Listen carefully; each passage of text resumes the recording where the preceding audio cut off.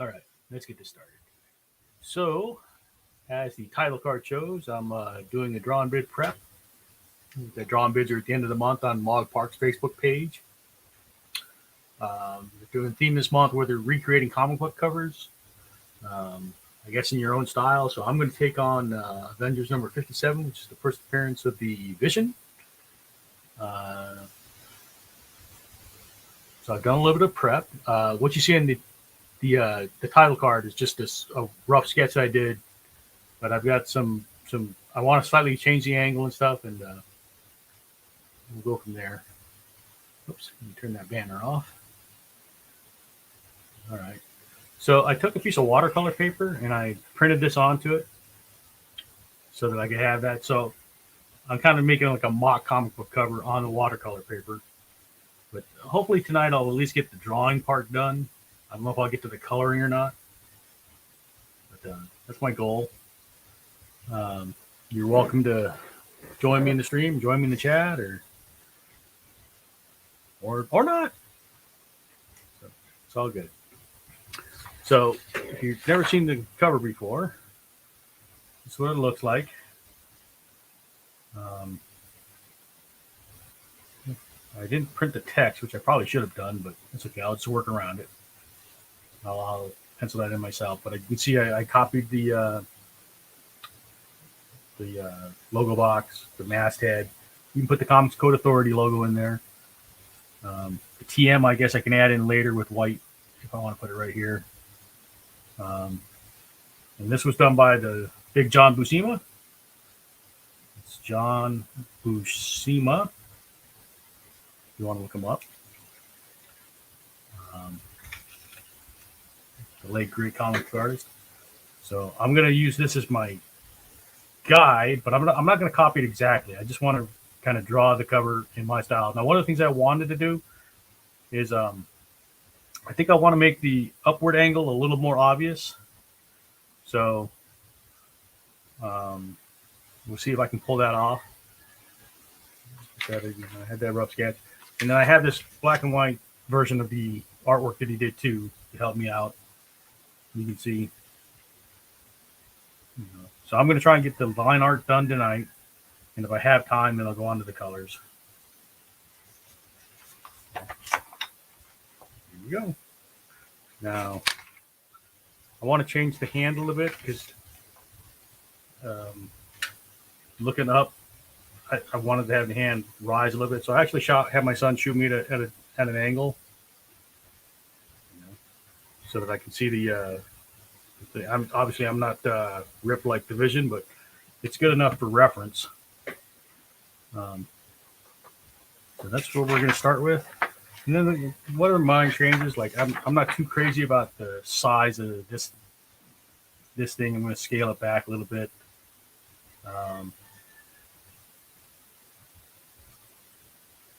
Not trying to say I can do better than John, but just going to do me. I'm not trying to be John, but I'm using John's basis, artist with basis. So let's start blocking stuff in here. And then I don't have any music on tonight. Put some on. You guys want some music? I was just listening to Stacey Abrams talk about something, but let me take my earbuds out, and then I can use the speakers. Put some music on. Find something royalty free.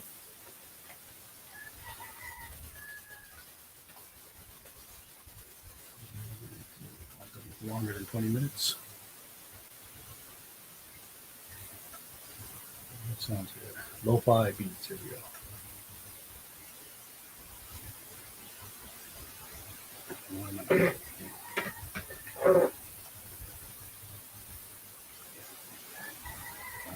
Change my sound setting so it goes through the speakers.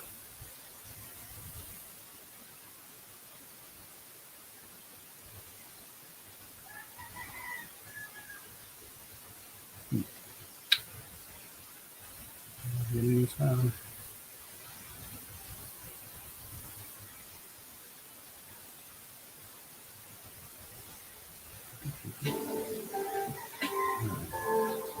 So hopefully that sounds okay. So there's a little background music to keep us company.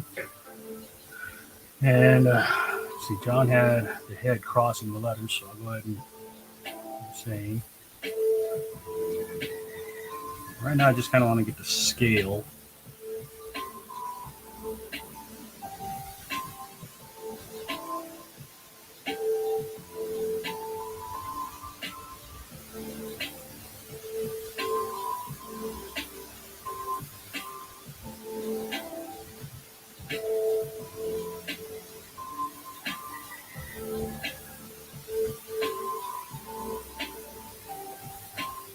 So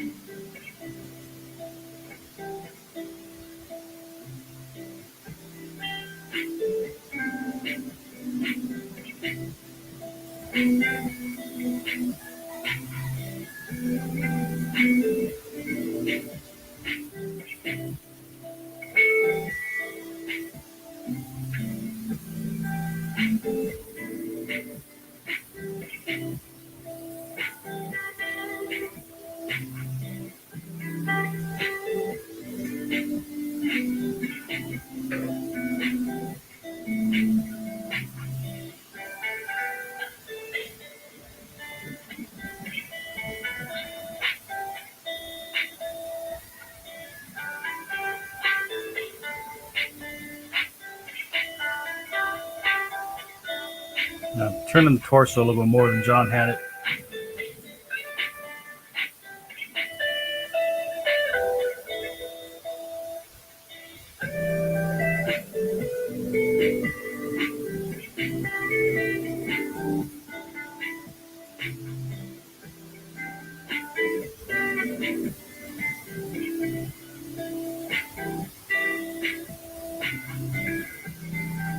Because I'm turning the torso out, I'm actually pushing this arm out farther so I can get the shape of the arm here more.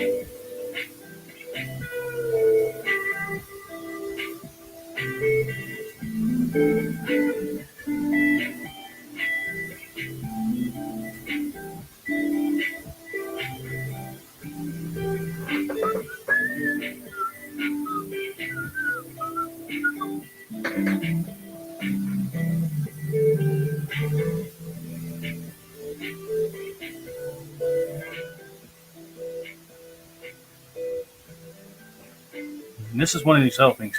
The diamond on the chest is symmetrical top and bottom, but since I want to have it look a lower angle, kind of flatten out the top part more and extend the bottom part, and that gives you the same diamond shape, but from a lower angle.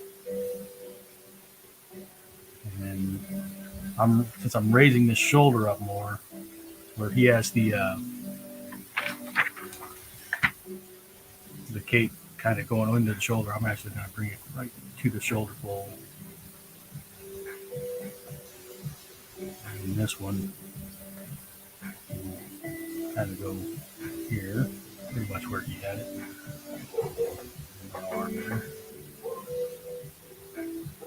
And I'm bringing this hand up into the S where he had it much lower.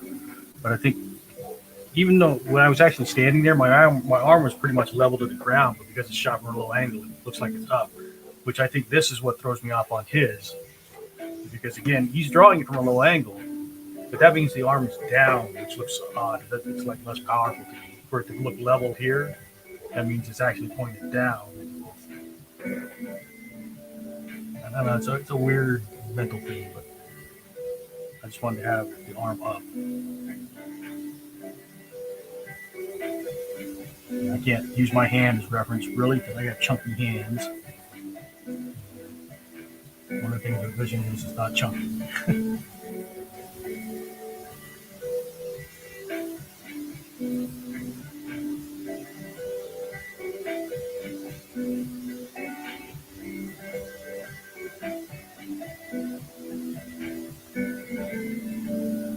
So a lot of places where my arms are softer, I've got to try and put the definition back in.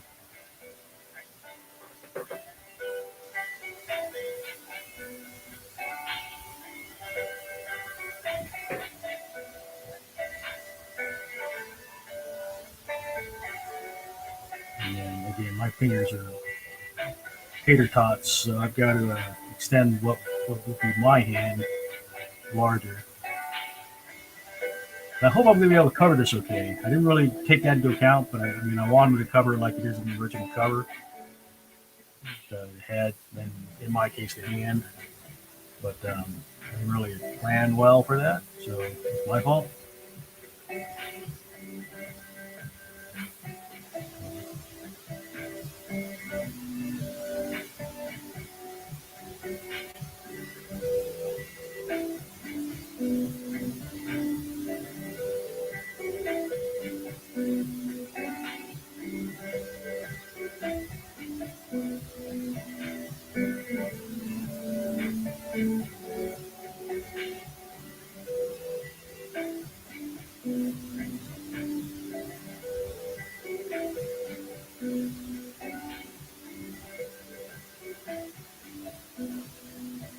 Now, the face, this is another thing.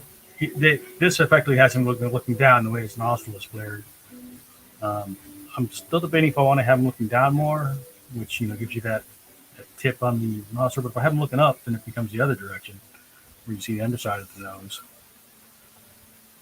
So let me figure out what we're going to do there.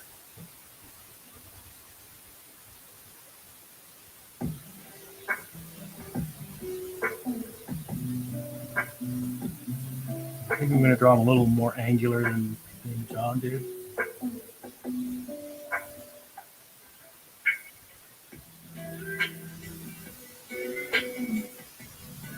Get the head slightly turned, so there's a slight bow in the center line.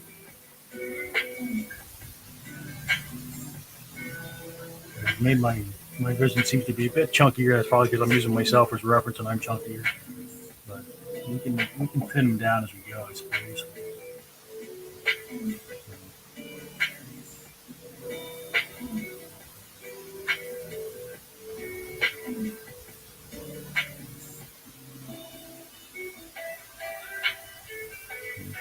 And one of the things I do love that John did was his really heavy undershadow on the rib cage. I'd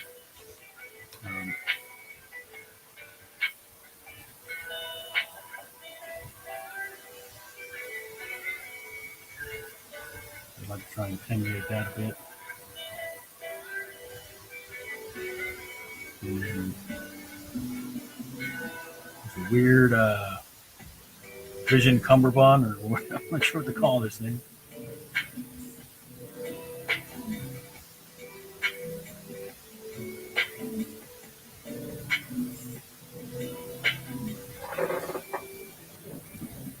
They're coming through okay on the camera. Hopefully, I'm not blurry tonight. I know sometimes I'm blurry.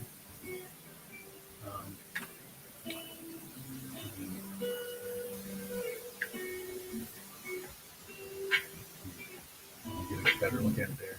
So again, real quick.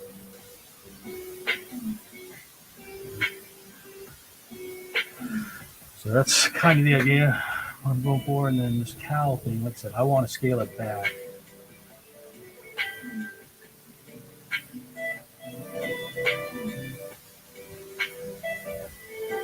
I also kind of like having it high above the shoulder so that it creates another silhouette item instead of a blend shape into there.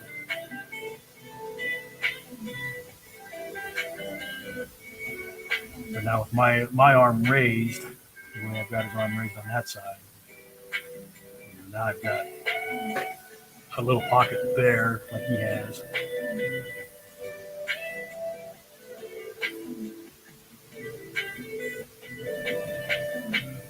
Start. So I think this is one of the areas where I can fit him up a bit. I'll take this chest line in just a tad.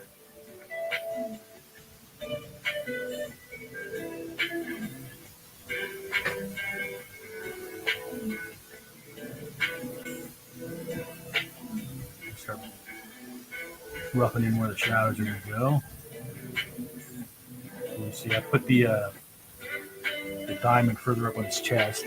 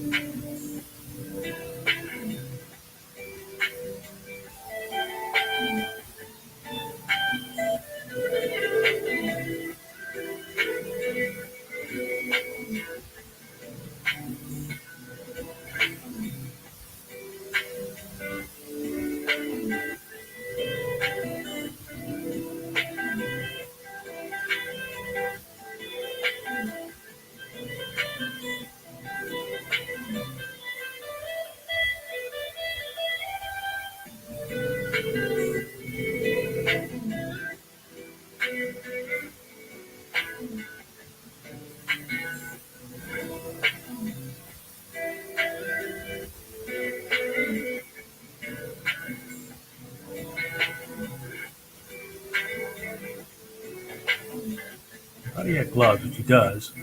Now this is kind of a weird angle because again the hand is coming toward you. So even though it looks like it's raised, you would think that it would go this way because it's coming toward you. The glove curve comes this way.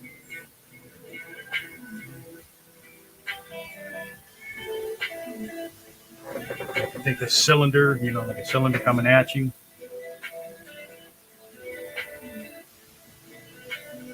All right. Whereas if I did that same thing, if you're going the other way, then the cylinder looks like it's going away from you.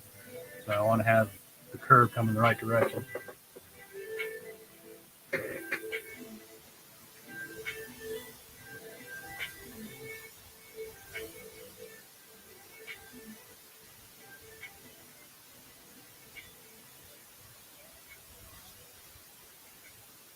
And the ball's on me to try and recreate something John Buscema did, huh?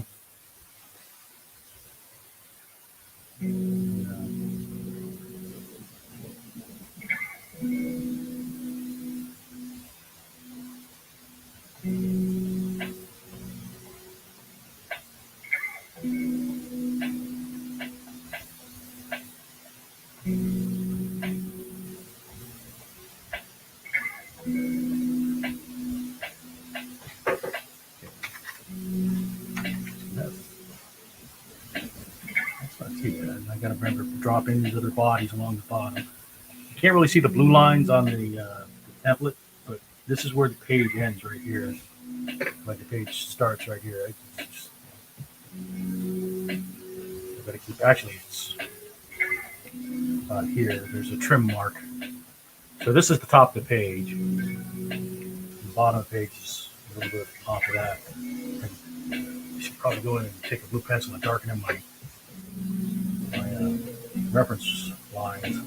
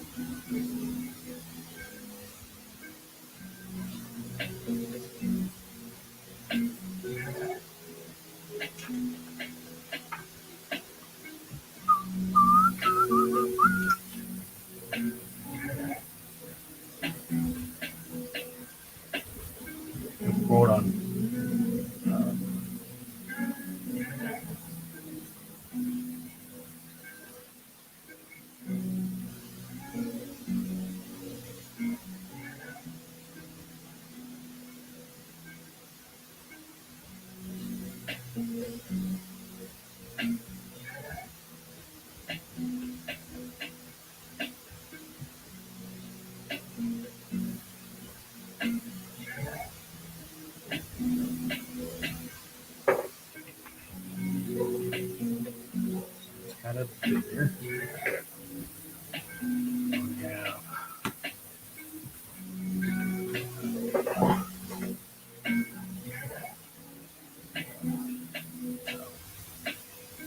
It's a cake coming out here.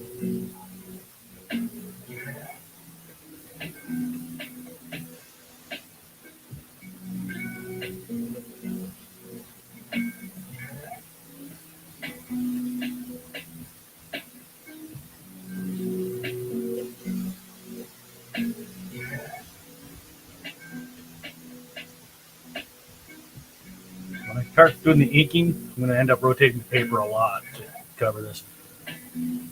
So I'm kind of exaggerating the billow that he had.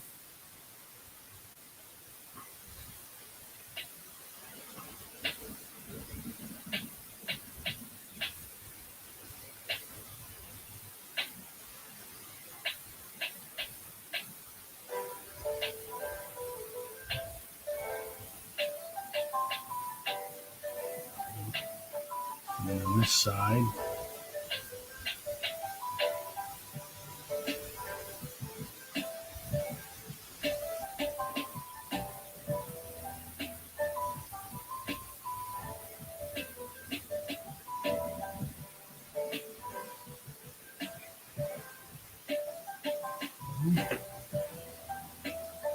so now I can, again, I've got to count to the bottom of the page being down here. I think this is Goliath.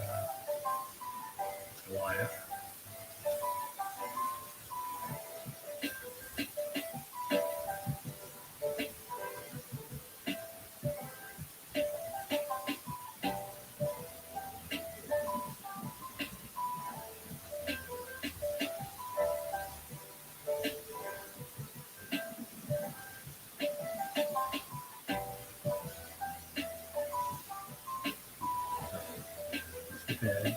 That's the back of the neck. A lot of this is in shadow the way John has it drawn, so I'm trying to visualize what I'm actually drawing.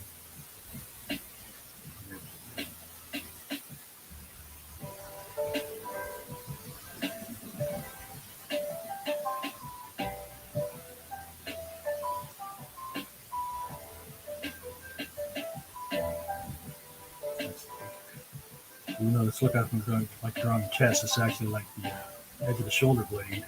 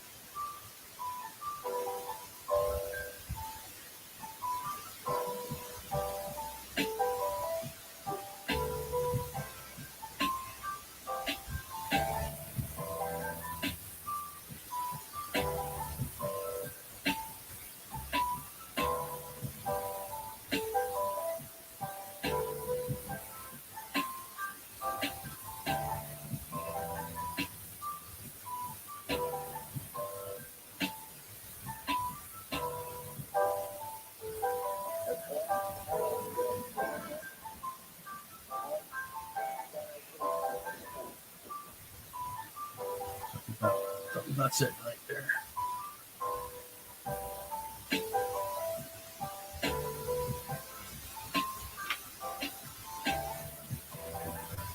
The head, back of the neck, and this is like the trapezius muscles, and the shoulder. And you do have the front of the chest, but I think I drew too much of it. So you do have that. Just like down, shoulder blade. A lot of this is going to be black stuff.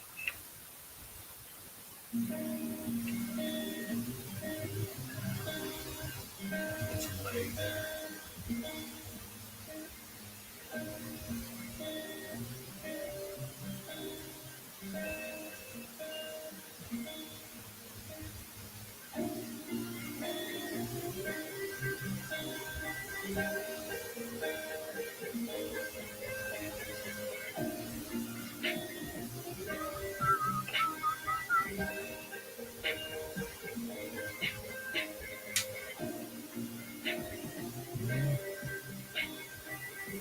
I'm not sure about some of these poses, but I don't know what he's doing. Like,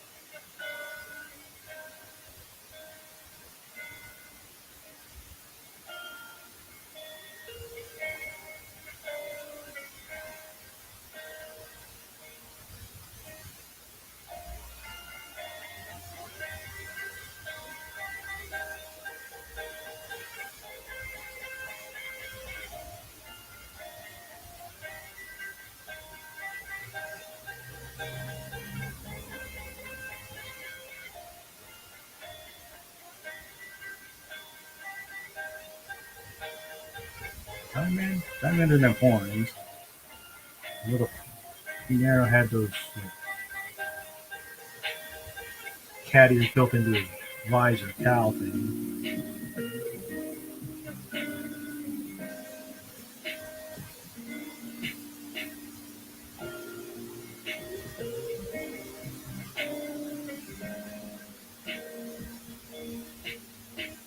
Putting him a little closer to the wasp.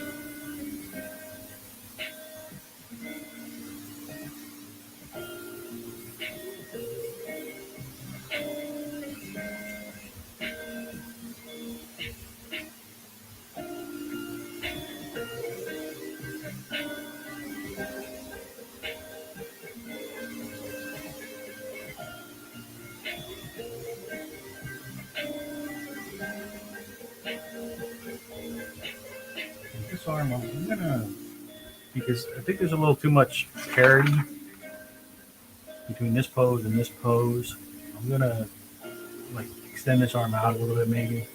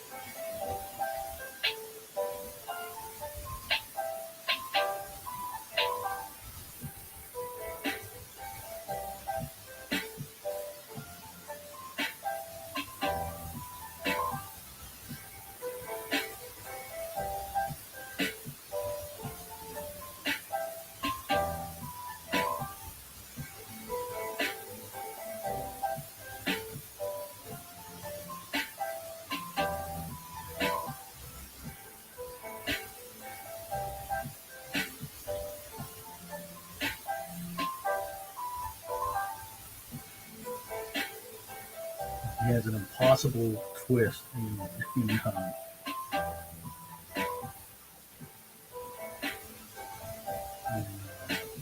Hawkman's or Hawkeye's torso.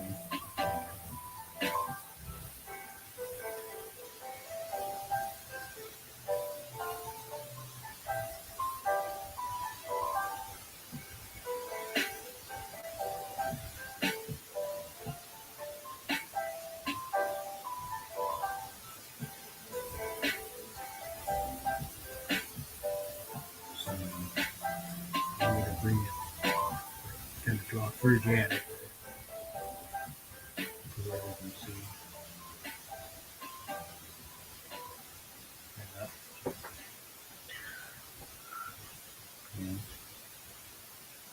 And thankfully, I've got a lot of cloud and smoke to draw in. So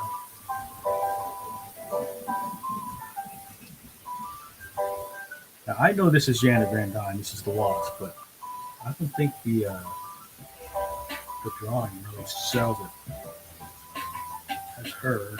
So I think what I might do is give her her wings.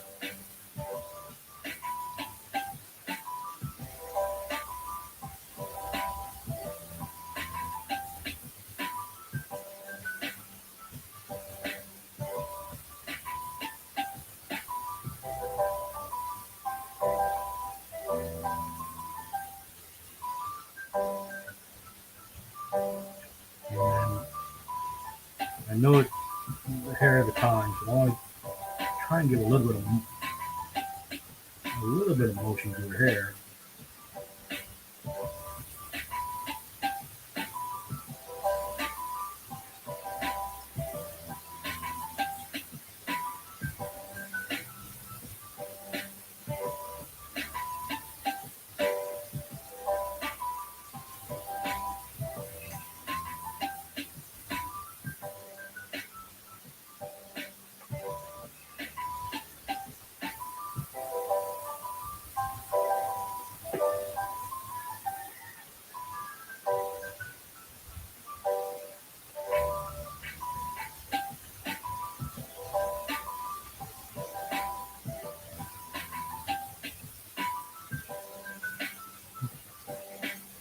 You see the inspiration, but not the exact copy. It just would not be anything. Now, what I will have, especially with time with this, I just don't have the mental uh, wiring that Buscema had. So when it comes to drawing the smoke, I'm probably not going to draw it as well.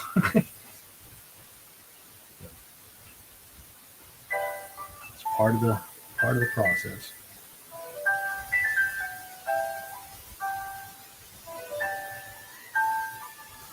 And again, I'm not trying to draw an exact representation, so I get to do my own spin on stuff.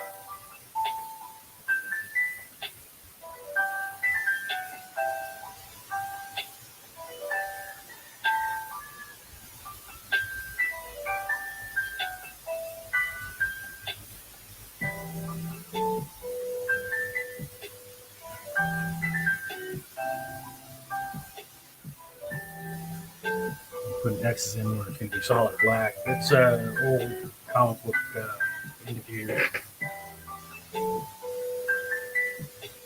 Now you have really heavy shadows up in the upper body and then light shadows in the legs, but I think I want to try and put some of those shadows in.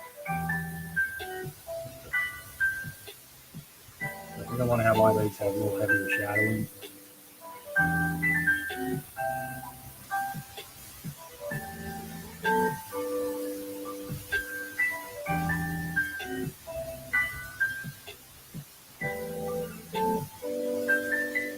Again, the hubris to think that I could, do something as good or better than Buscema, huh?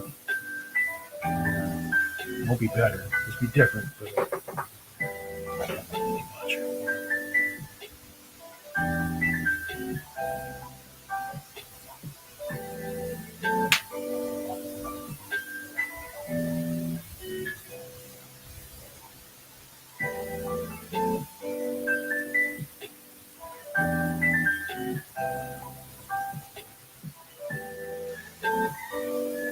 putting a little more gap between his thighs. John had. I know it sounds weird, me like calling him John, but I didn't know him. But saying Mr. Buscema all night seems to be a bit tedious.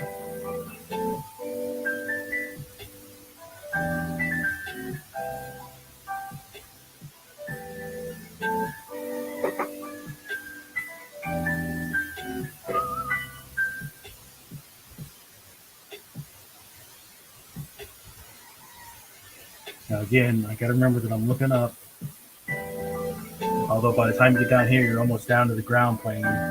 So the top of the boot line is almost going to be straight. Very, very slight curve.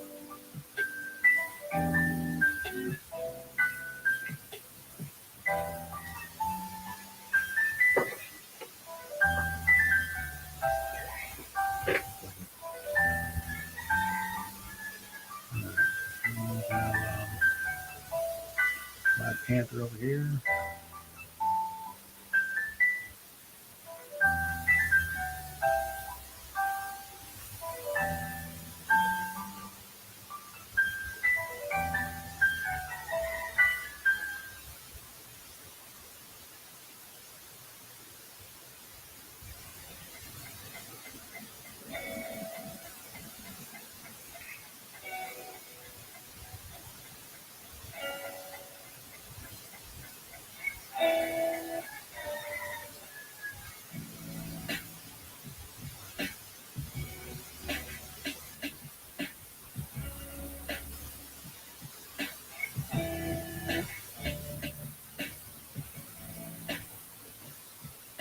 I'm not sure what the Black Panther's supposed to be doing here.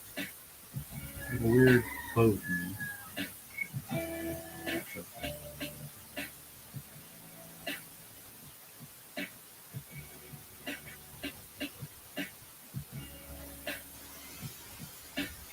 Is he supposed to be like maybe a threatening claw? Like I'm going to scratch you? I don't know.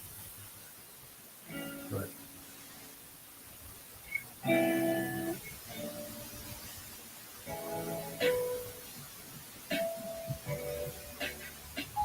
I think there's something there.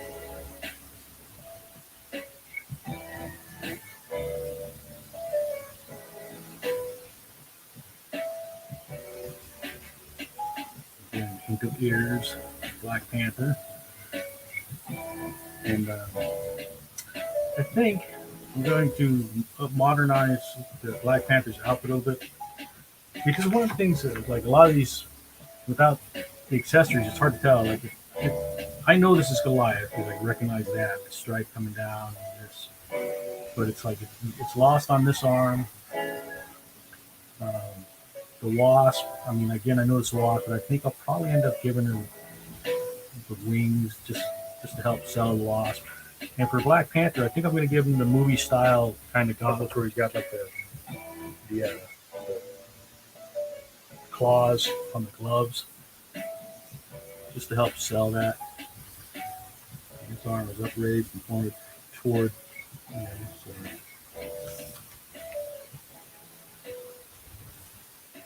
I mean, we can probably give him the claws around the neck too, just to help sell that's Black Panther. A lot of that will come in the inking and coloring phase.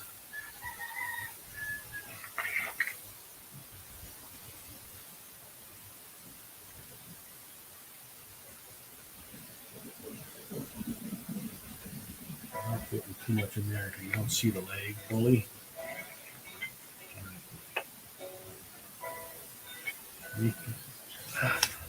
I figure out what I want to do with the wings there. The wasp.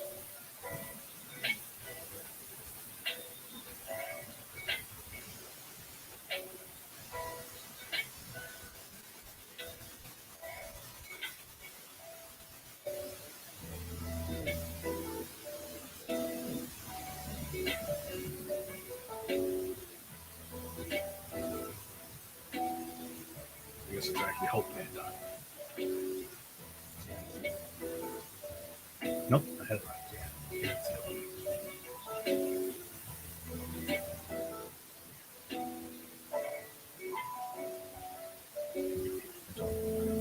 for original outfit. So you can see the helmets better.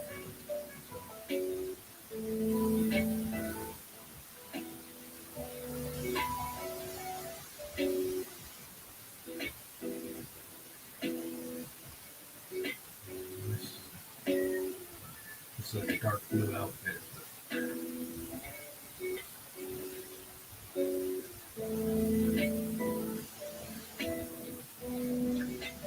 One of the things we can do to help sell at least give the tops over like boot flares.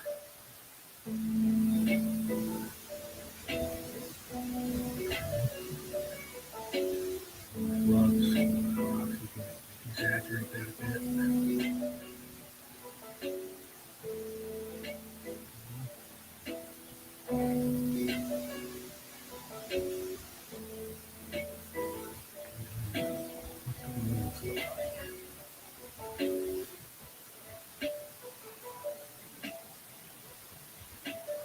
Oh, excuse me.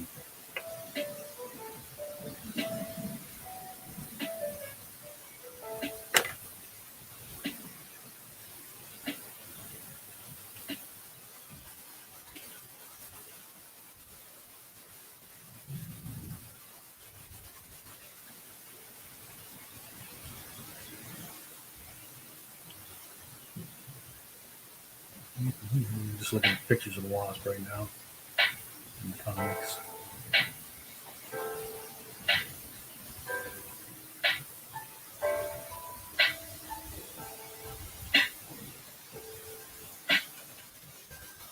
That's just an emulated jump scene. Let me see if I can find it. You've seen my reference. Yeah, so it's just, so we'll, Hawkeye's going to have his arrow strapped to his back. We're going to put her wings. The wings will be transparent, so I'm not going to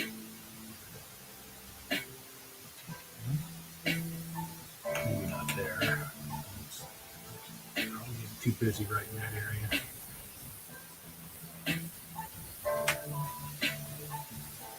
What if we put them this way?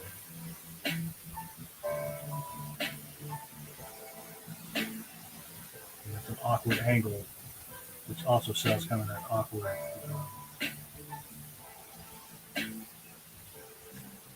pose where he's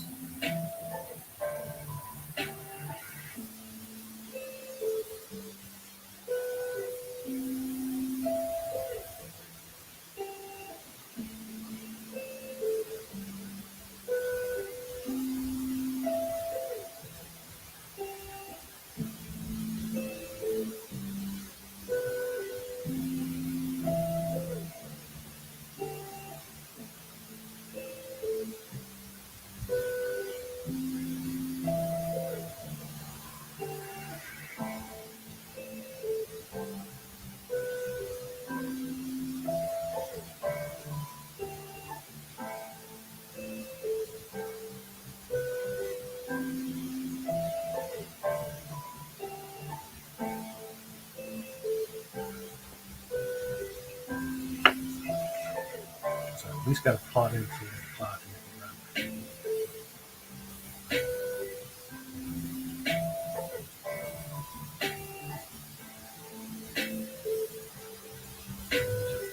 Thin pin for the smoke this time.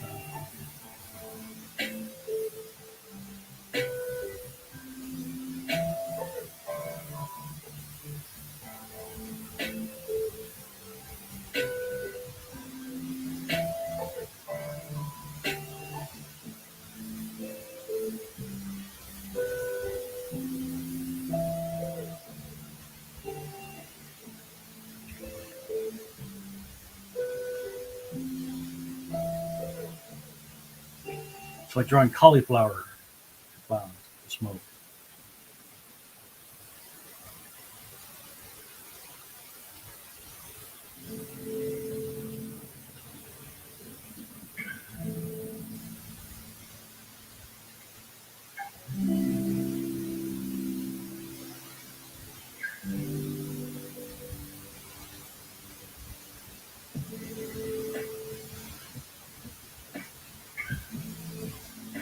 music loud enough?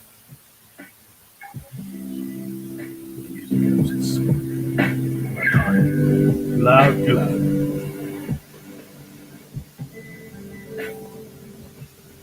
Okay, let's see. We have some clouds around here too.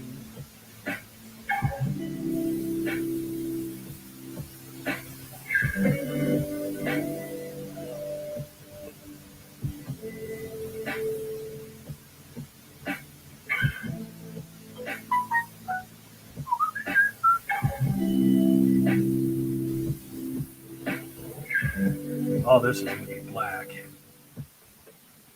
So a lot of black to put in this thing. So I'm actually going to use just pen, and then I'll leave the black for the end after I put on any other color. So I'll probably use Sharpie for that, just because I have large Sharpies.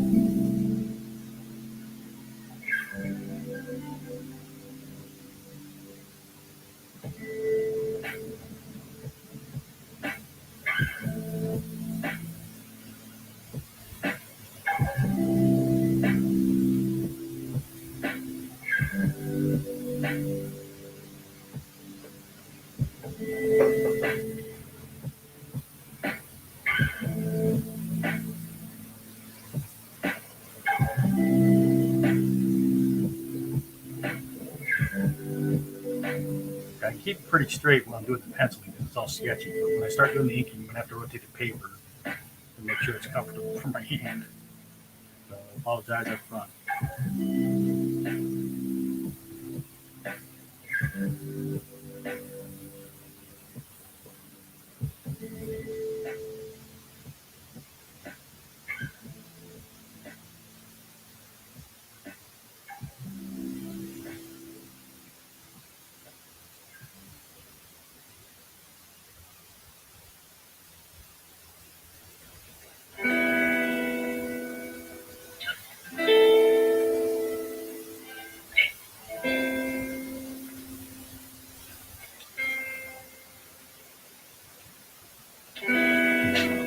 His hand breaking the clouds on this side.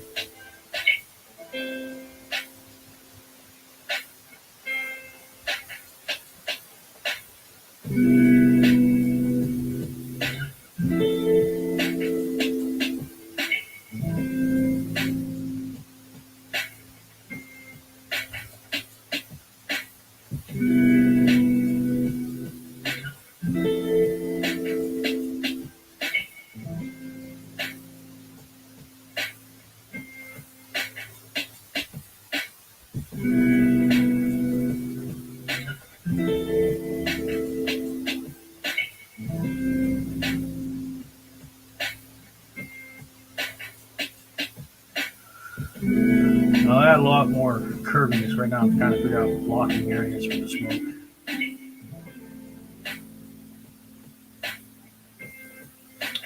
I'll add more curviness when I do the inking, and then also, I go a little bit looser. It makes me commit to the lines. I'm trying to second guess it so much.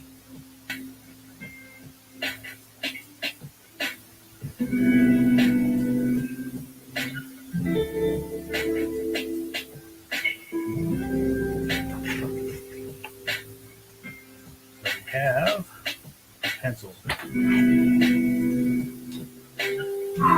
Breaths. Emoji pen available.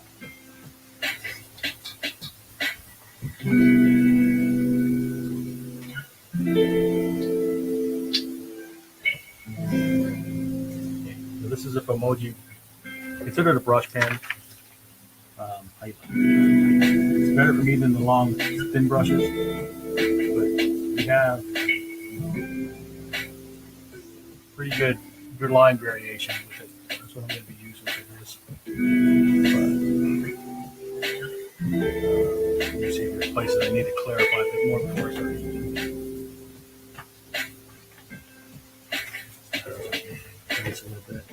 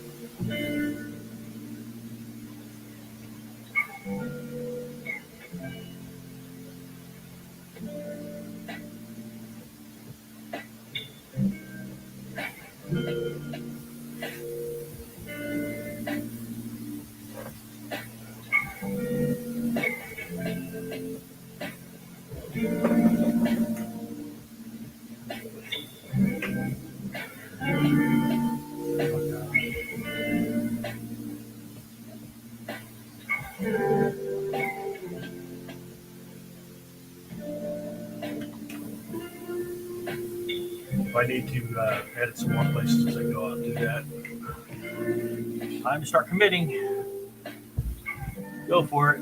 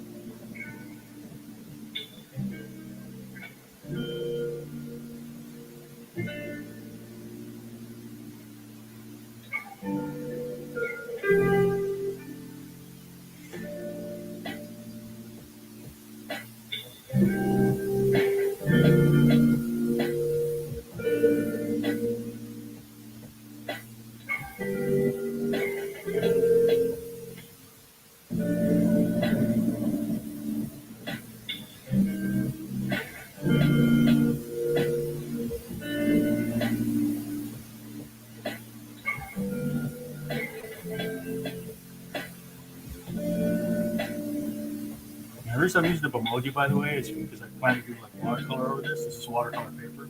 The emoji ink is watercolor friendly. It took me a while to find pens that I liked in watercolor. Emoji is one of them.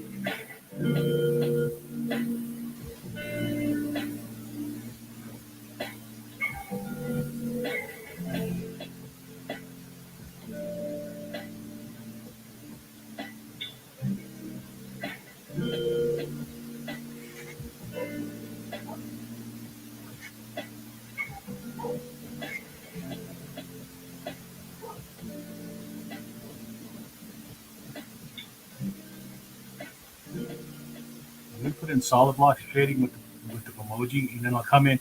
See how they got the feathering on John Buscema's style? I'm going to do the feathering with a small Copic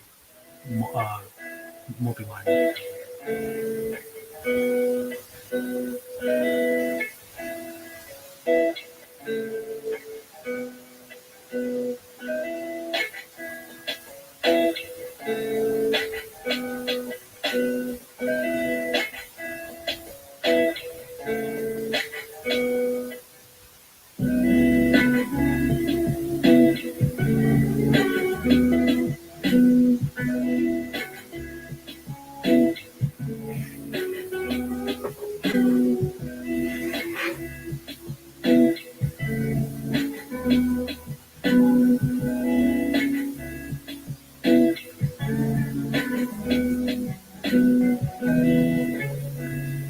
You all watching Mandalorian?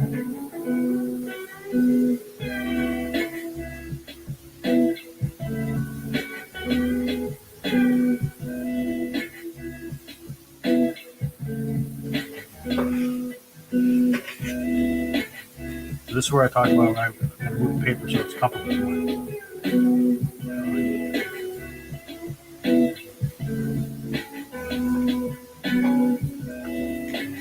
Try to do these long strokes in one motion if I can.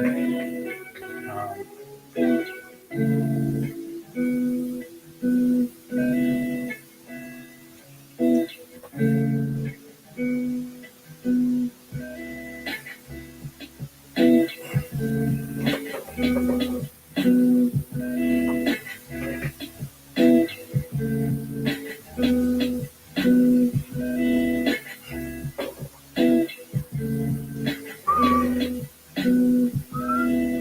so now we're messed up right there. I shouldn't have gone that far in.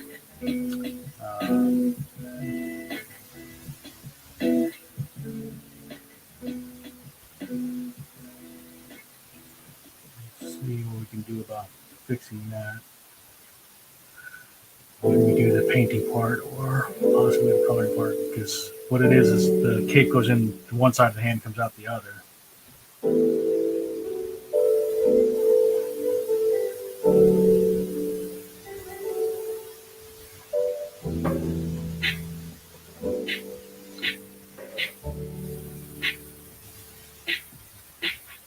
Let's see.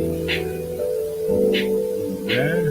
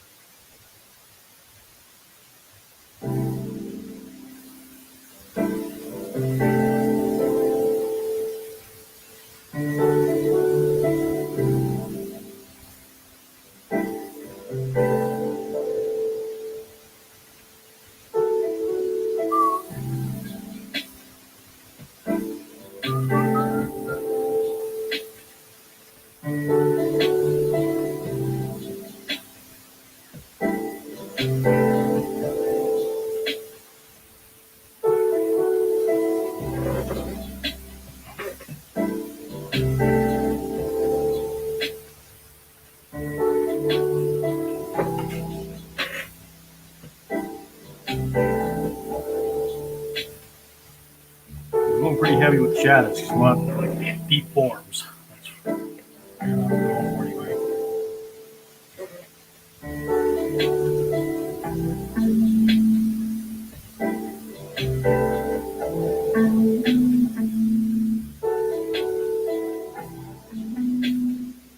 Now I'm actually going to do something a little bit opposite of what John did here, because he created a soft abdominal shelf here. I'm going to do the hard shelf, so it's going to have a hard edge at the top and then feather out at the bottom, so like the light's coming down a bit. So that's what I'm trying for, I think.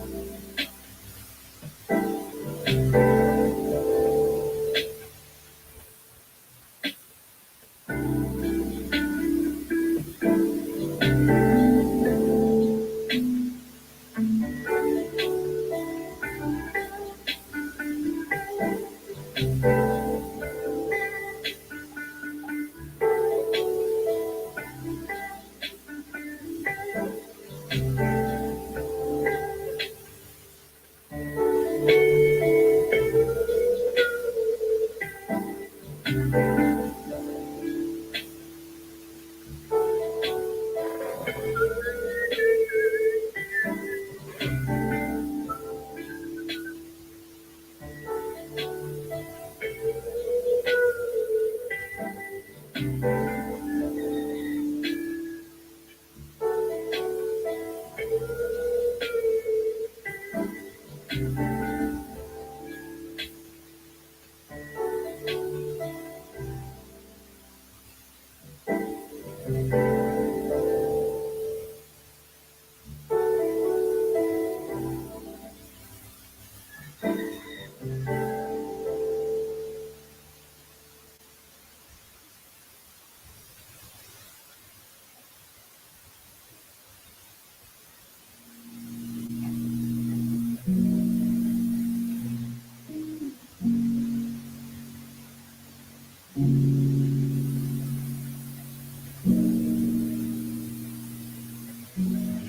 a rim light at the bottom there.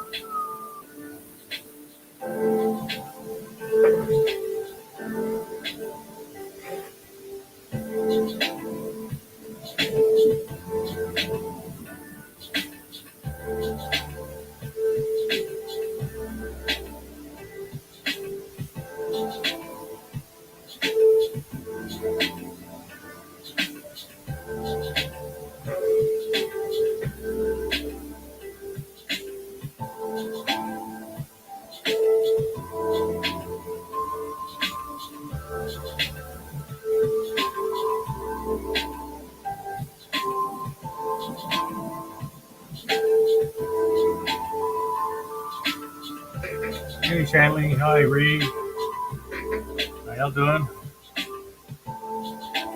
This is for that Mog Park's drawing bid for this month.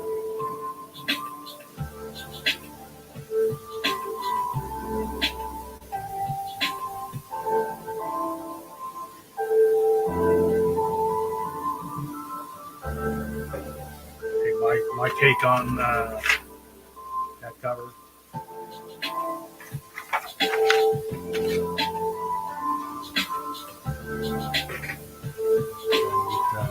Lines down for tonight. I don't know if I get to the coloring tonight or not.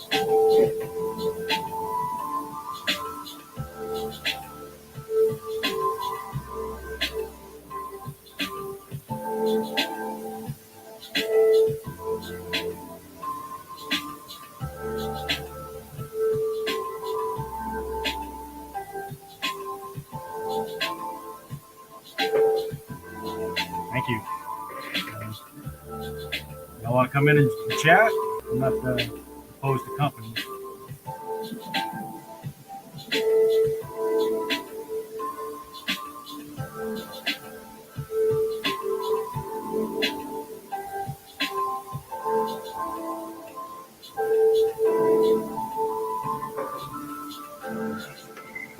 Long cable.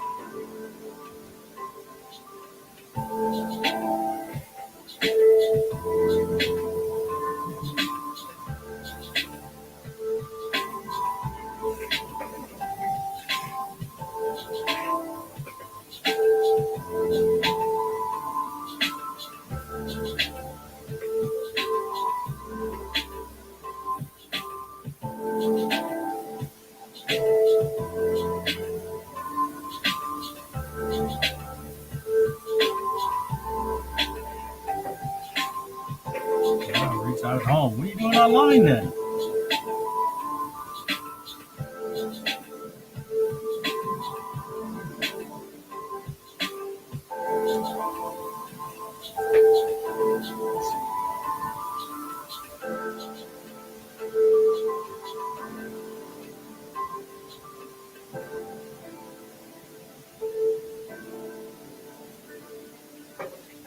Shopping again.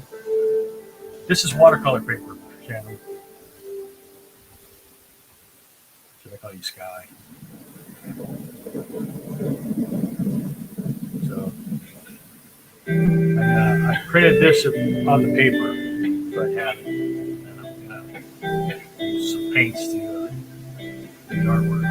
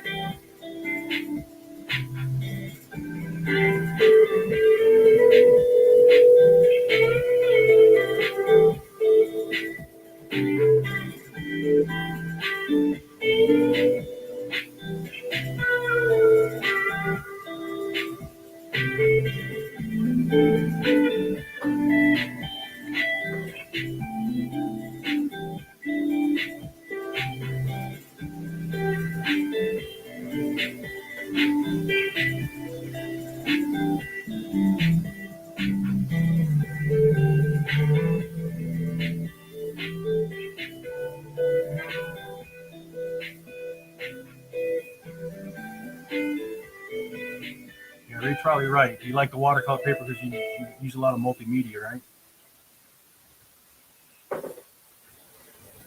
Gouache and watercolor, and it's a pretty flexible board. It's not great for pencils, but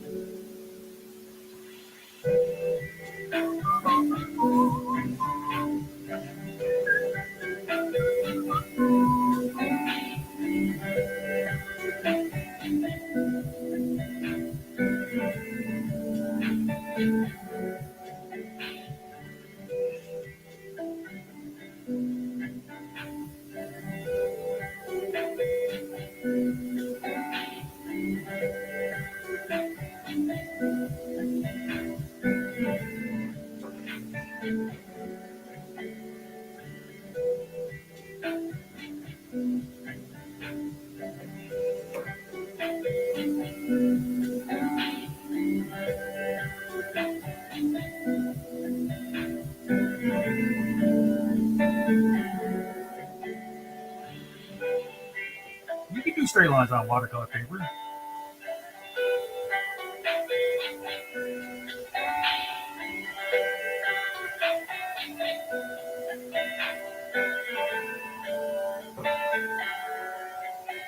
Can be done.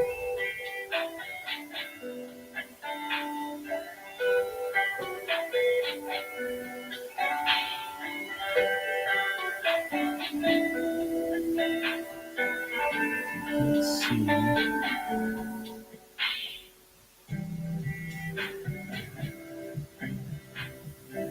Just look at her costume again. It looks like a good sell. It's her.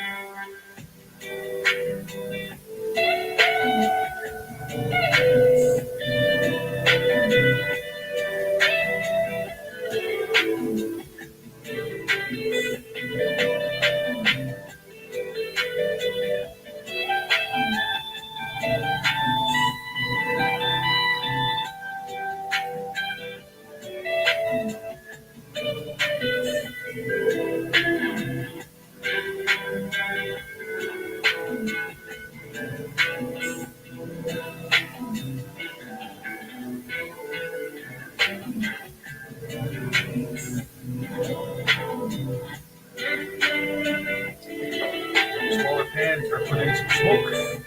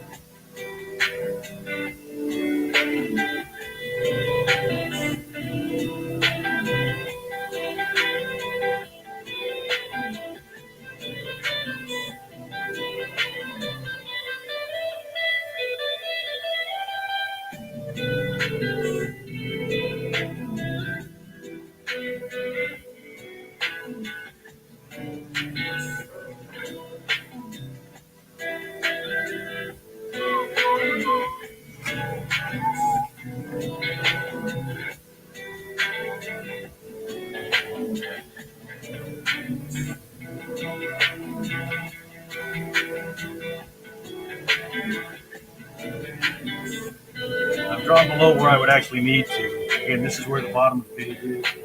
This is where the lead area is.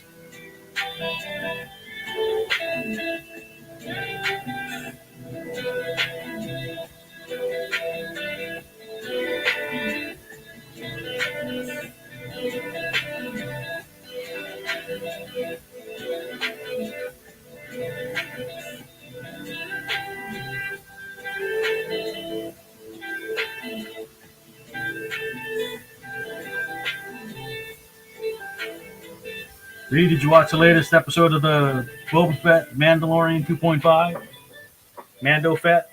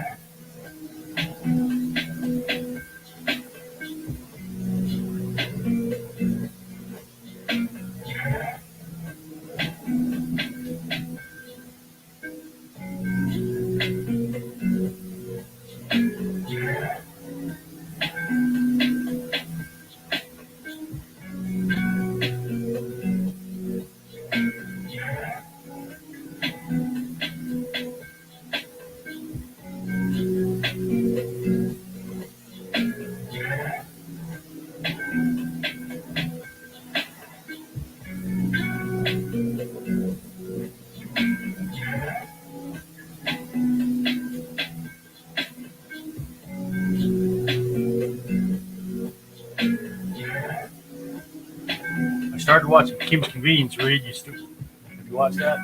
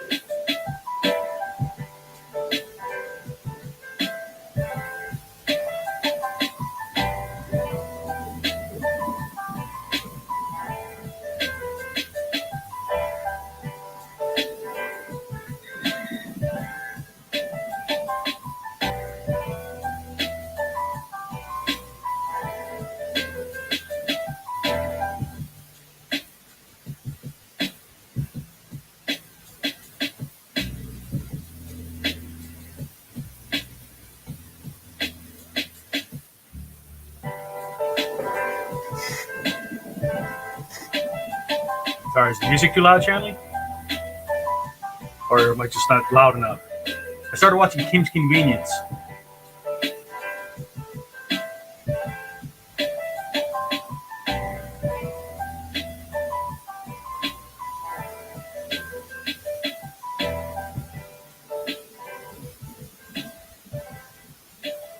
Is my music too loud?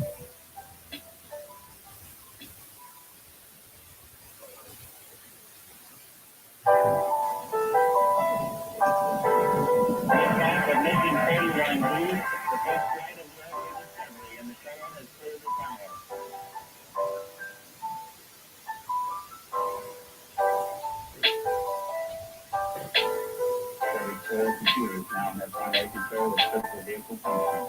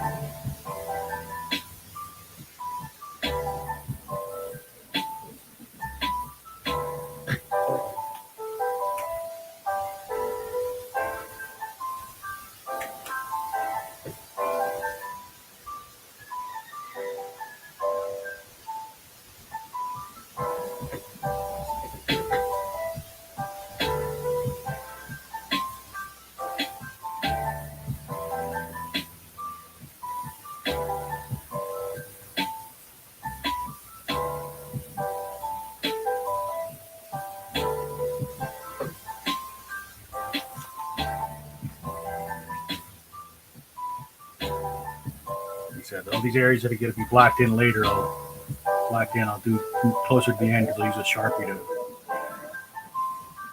do that. I'm not killing brush or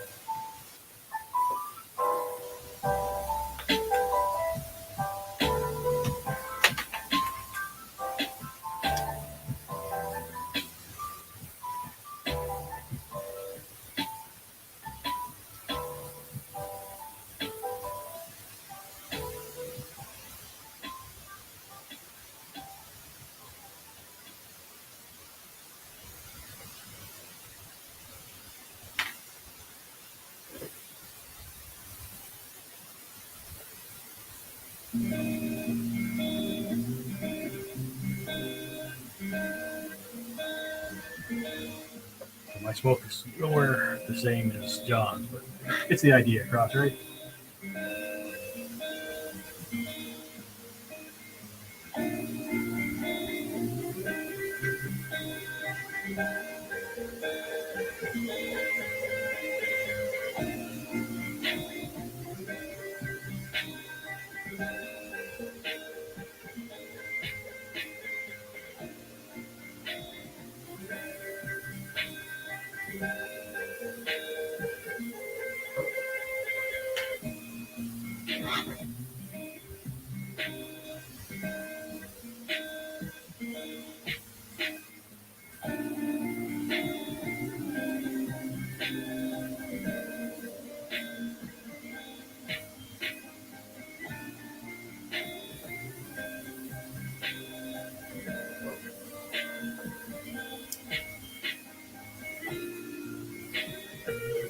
Like water pins with ink in them can fill. I have a hard time with Sharpies.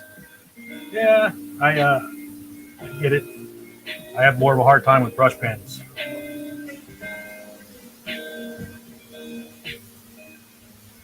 So that's because I know I'm going to be putting water on it. The water Sharpies will go on last because they don't play well with watercolor.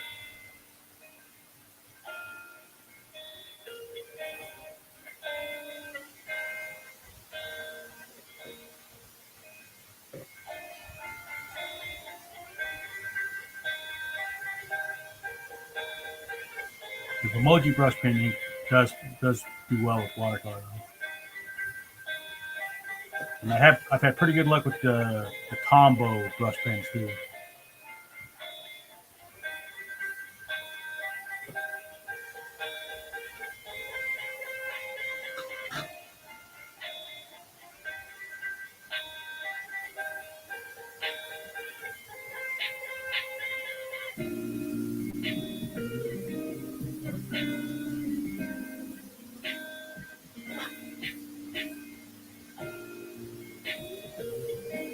But I know you're doing the same thing that Reed does. Reed does the water pens with ink.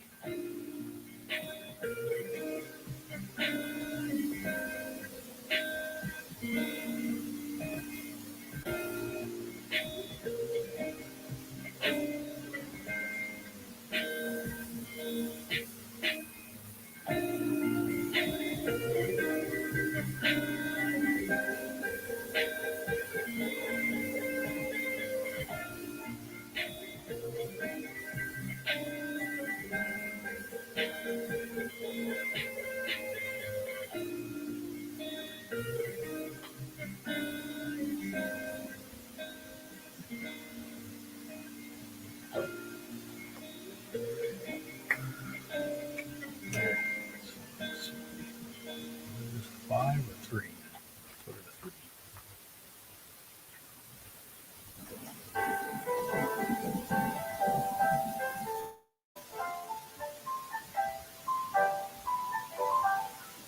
Saying the Indian ink ones don't run, but the Indian ink ones also have a sheen to them that I don't really care for. But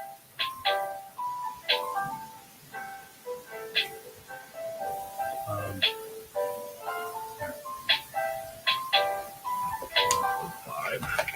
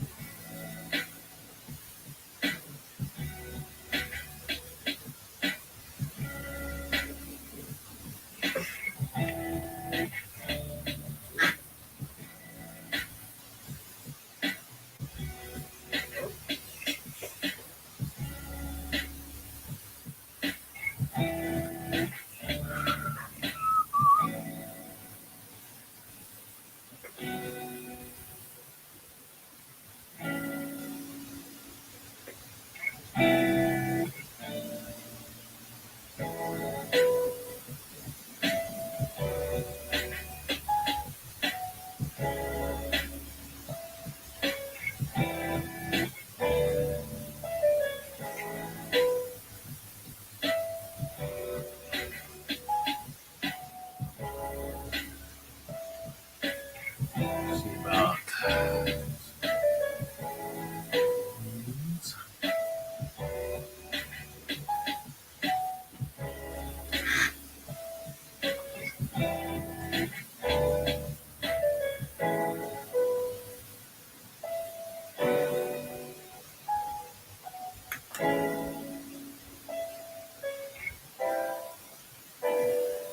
the latest episode of Peacemaker. Did you guys watch that? Learn after reading.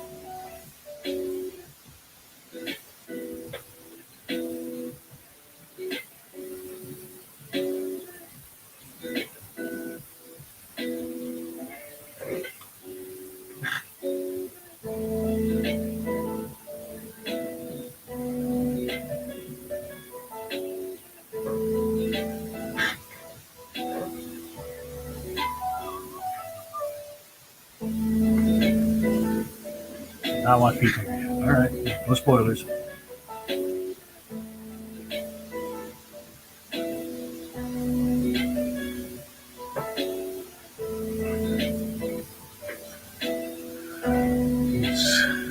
Costume.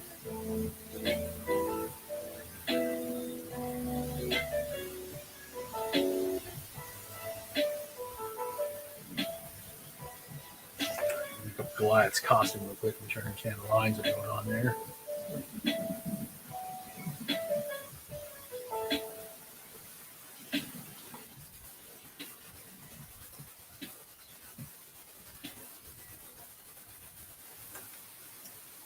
The yellow costume.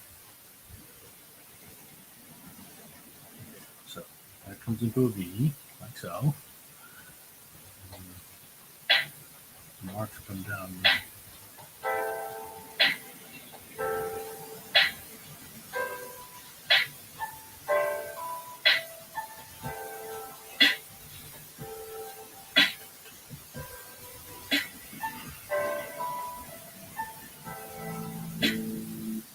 Gloves have these weird lightning bolt things on.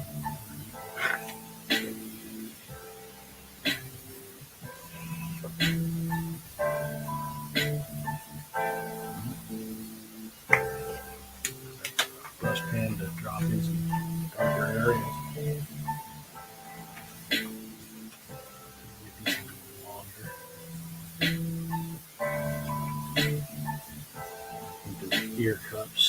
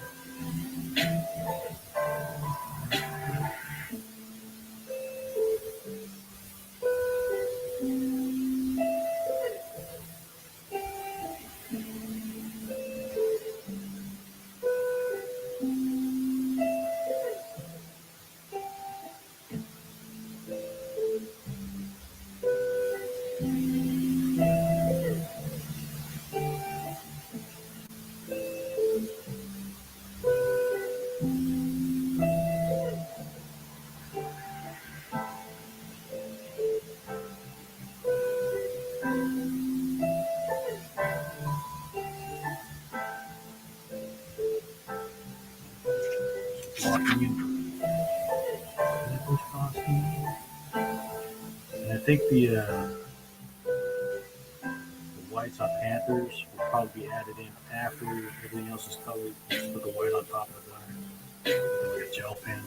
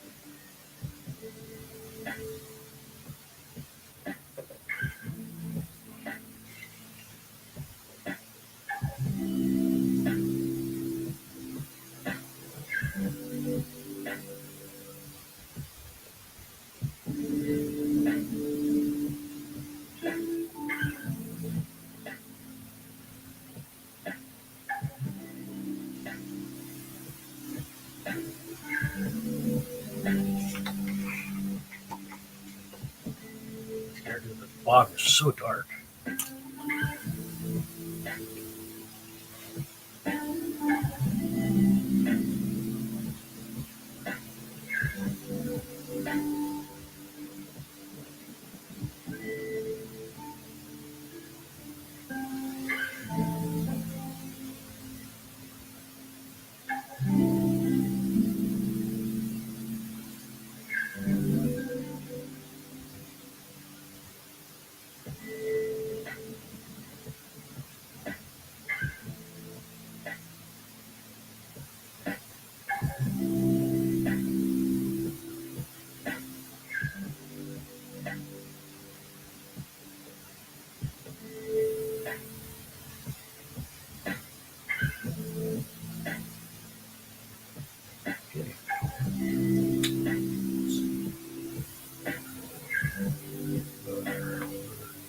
Solid black I need to draw.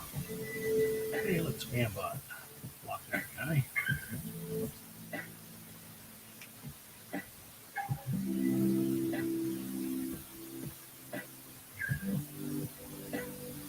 Look at how I'm going to correct that.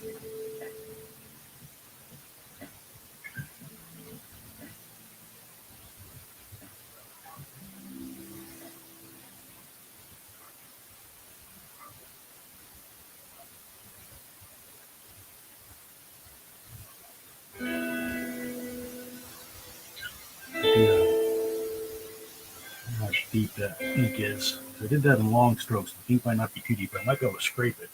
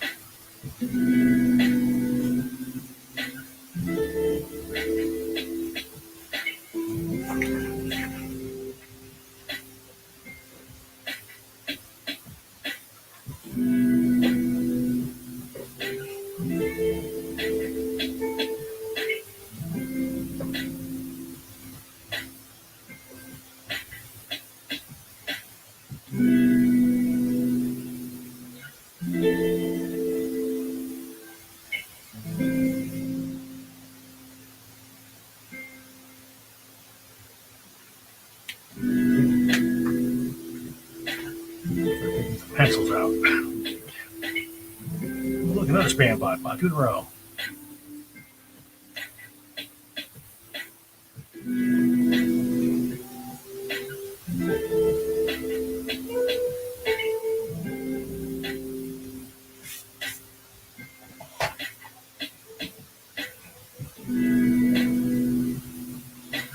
An hour and a half, almost 2 hours. Not too bad. The line art pretty much done in 2 hours. It's pretty good pace.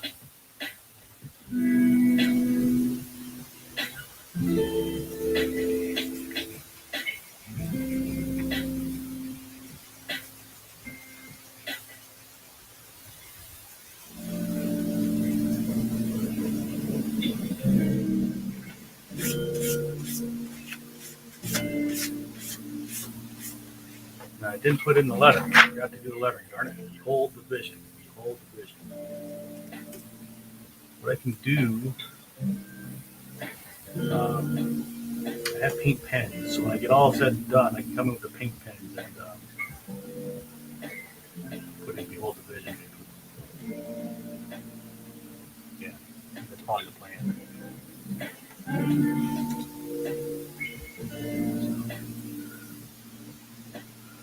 Probably the plan. All right. Let's get messy. See if I can screw it up.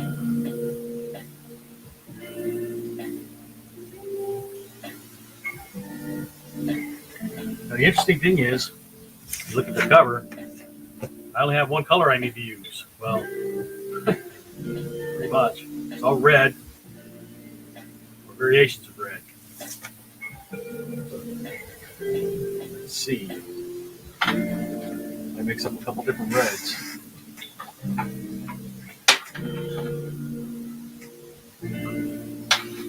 My water.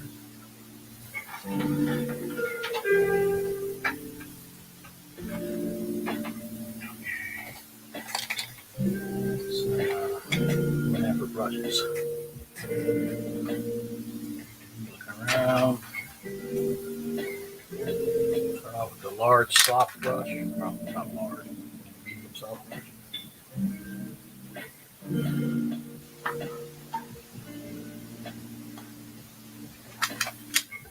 Brush it up there. Clean up my I don't take care of my palette. I need to remember to walk my palette down between painting sessions. Clean off one of the trays anyway. Okay.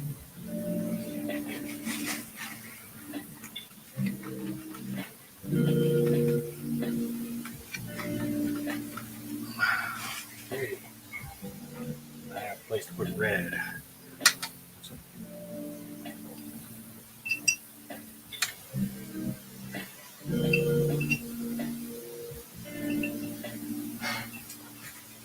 Brush was still dirty.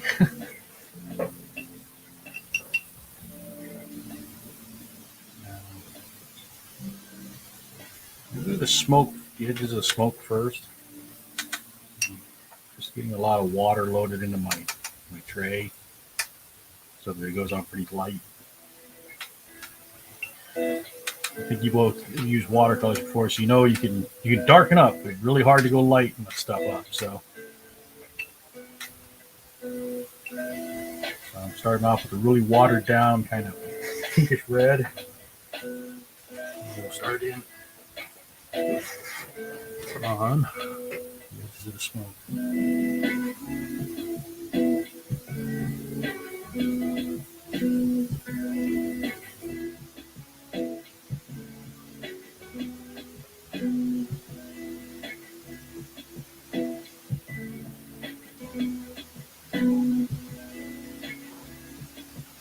We'll probably end up having to do this in like 2 passes, 2 layers to like create some volume to it.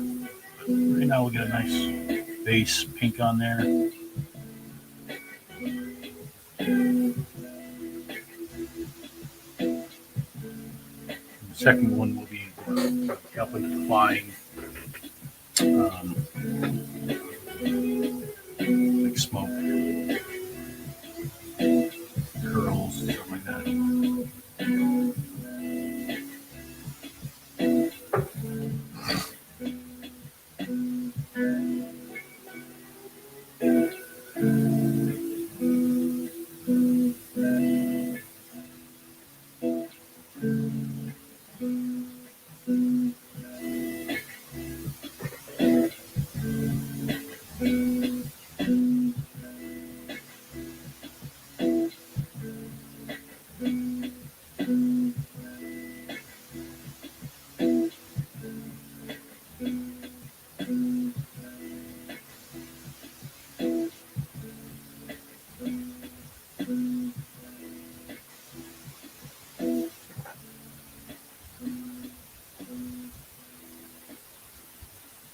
Darkening all this backgrounds, we're gonna make everything really pop out like John's cover.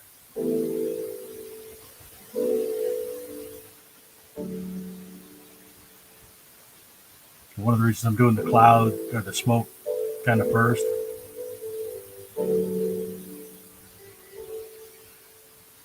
is that way I can come in and do the black around the edges and not have to worry about bleeding.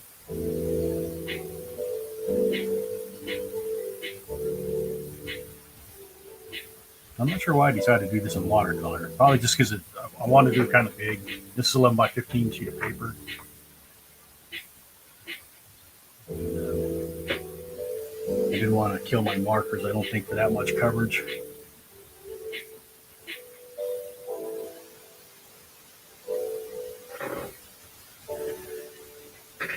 Red's a tough color, you say, Shannon. I don't have enough experience to tell you what's a tough color, so. Why is red a tough color? Why do you think red is a tough color?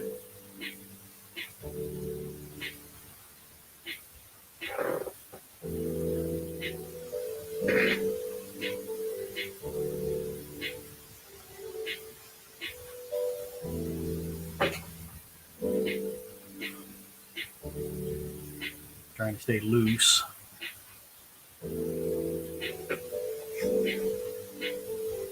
So it has a good organic feel to it.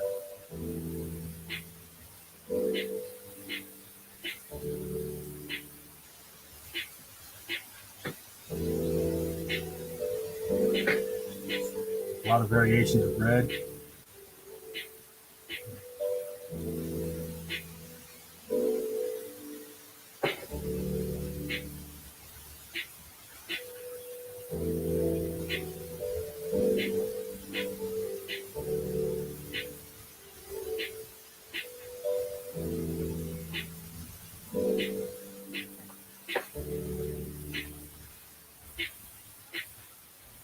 I think the hard part's going to be with large coverage like this, is like having consistent coverage, consistent red.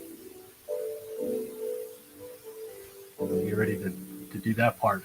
As you can see, this is a lot of solid red.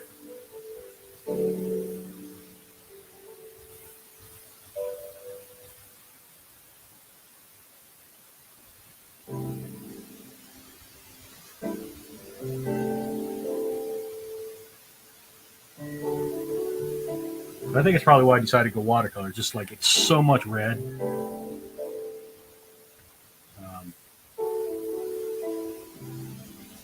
Can you imagine doing this with a marker?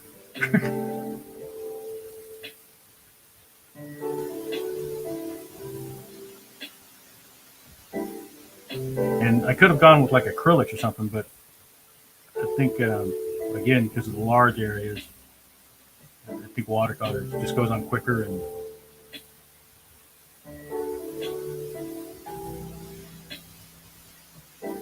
the only thing with watercolor is it's harder to control. I get that.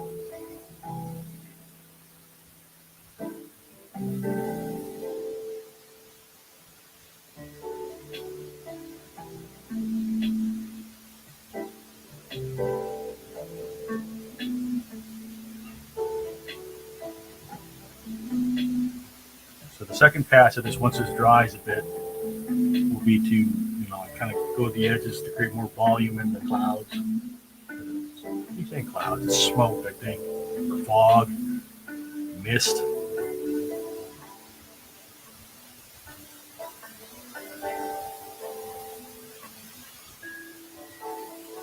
So when I get ready to do all the red, I'll probably just go straight from the palette without.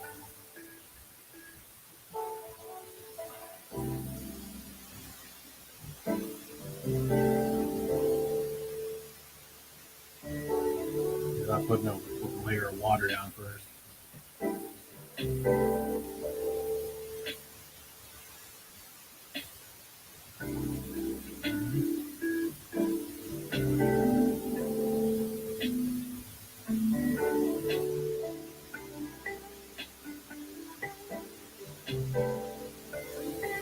I'm missing areas.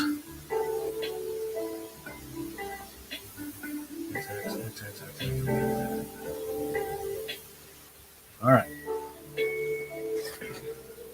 Brush away. Oh, look at that. Let's grab a little more of that pinkish red. Load it into there. I'll use a smaller brush to actually put it on. A little more control for the shoots and stuff.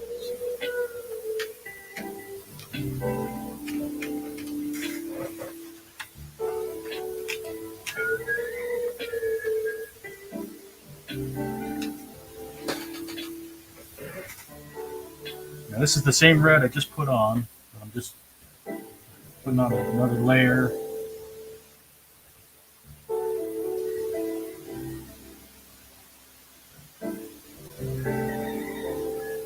I don't even know if you guys can see the difference in the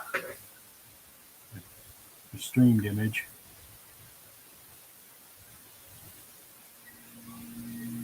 It should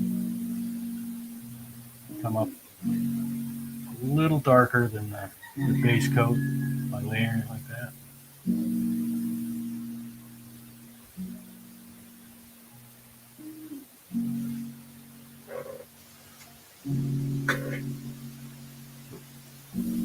Water. Work that around.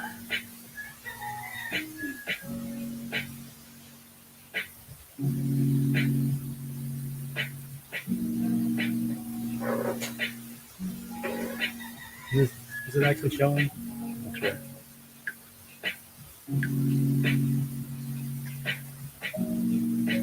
Yeah.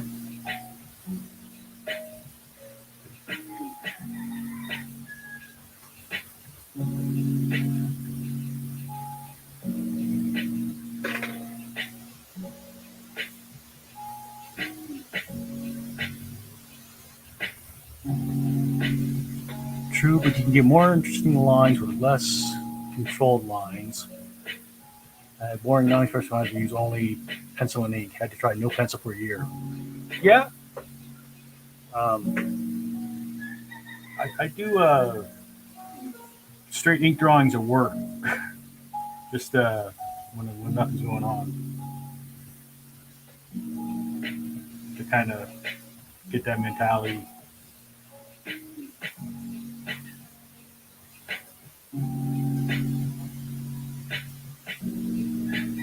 There's every so often I just work on different aspects of the art. So I spent about a year just working on speed because when I was doing the conventions back in the before times when we actually had conventions, I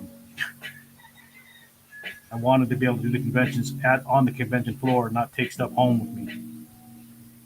So I spent about a year working on speed, figuring out where I could cheat and where I couldn't. And then, you know, I spent time working on shoulders and feet. I need to go back and do more feet. I hate drawing feet, and it's just kind of a mental block.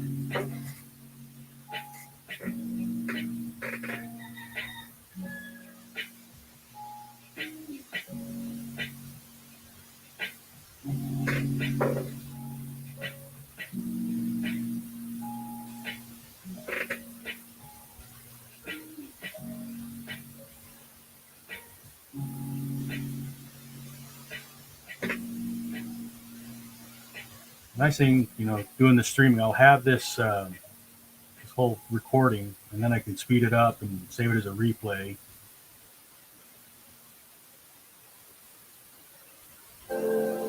Trying to leave some areas with just heavy water. You know how the dry is a little darker. Like the spot right here and stuff. It'll soak in and have more pigment loaded with it. I'm gonna have to mix up more of this pinkish red. I think when you compare the two sides against each other, you know, you can see how much just that little bit of like edge coloring makes a difference compared to this side. And again, when you block in all that black, it's going to pop out even more.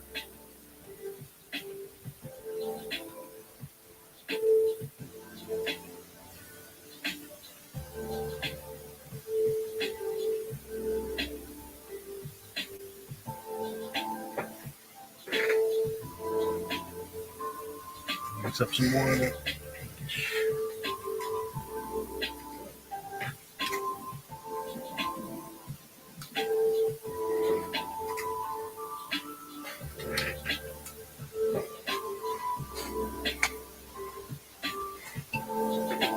Bigger brush for a second, just a little more water.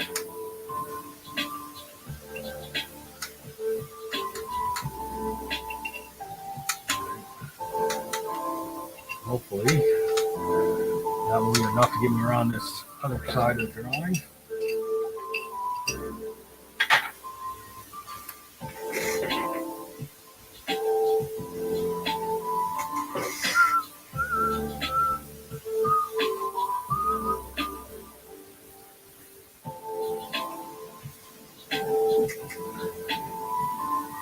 Yeah, I think a lot of artists tend to cover feet.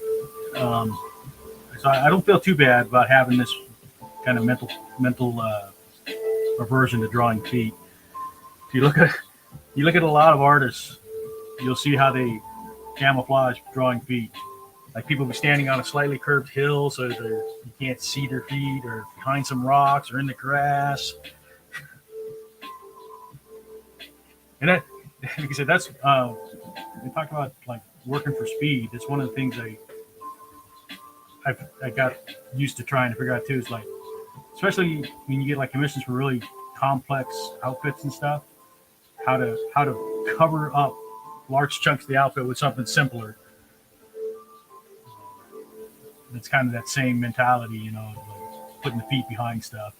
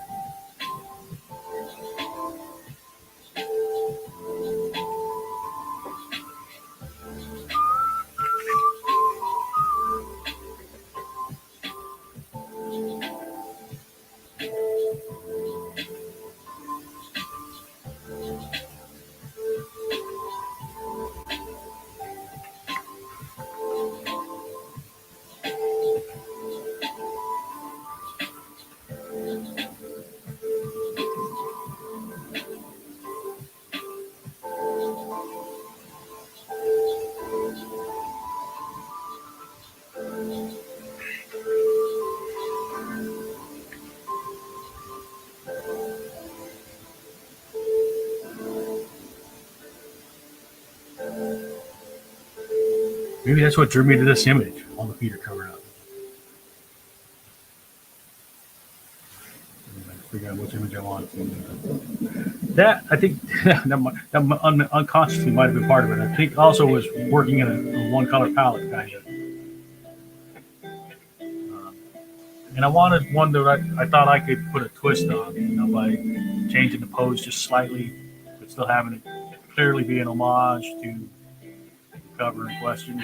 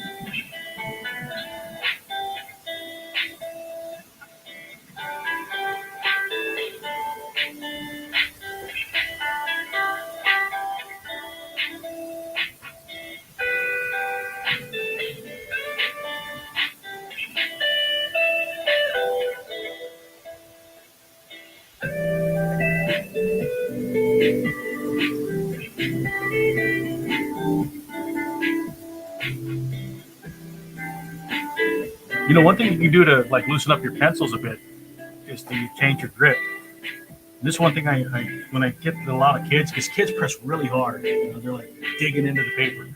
I tell them to just slide their hand to the back of the pencil. There's no way you can press hard and draw that way. So it's one way to keep looser drawing with a pencil.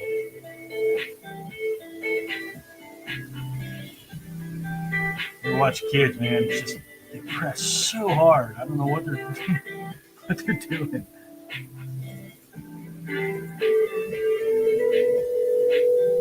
What they're trying to prove.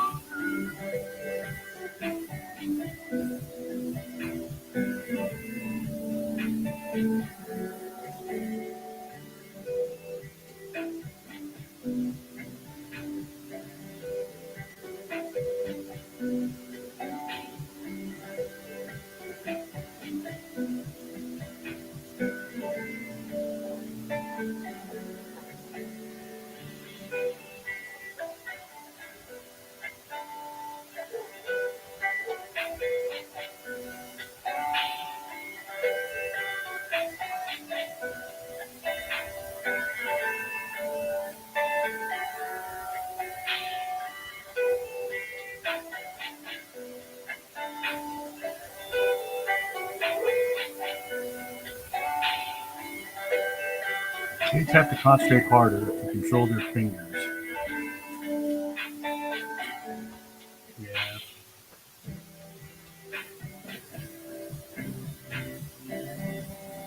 that's what kind of thing though is like because a lot of them don't want to sketch; they just want to go straight to like a finished line art. Um, they try to emulate a comic book page. They're trying to do this, and it'll be like press really hard with a pencil before anything else.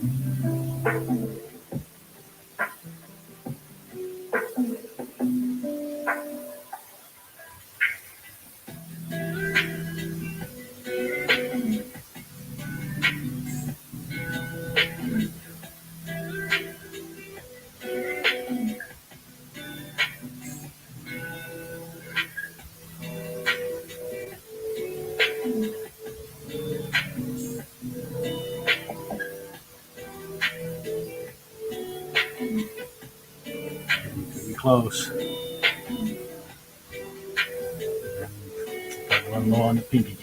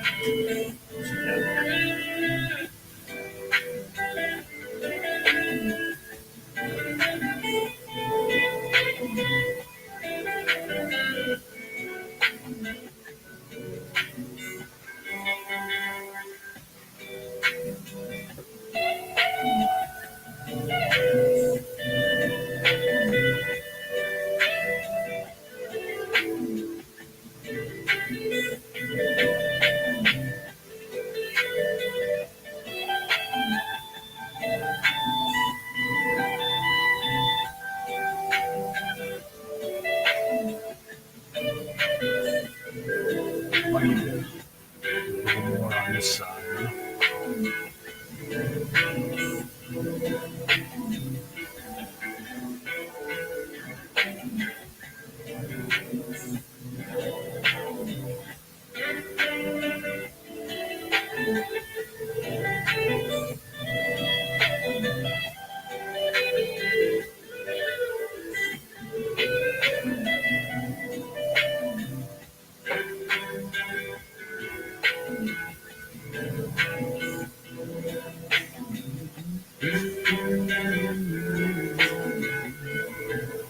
Alright. I think I probably need to pencil in my boundary so I'm not putting black where I don't need it. Black's got to be even with the top of that P on the side. So I can see the blue line. I know you guys can't see it on the camera, but I can see the blue line coming down here.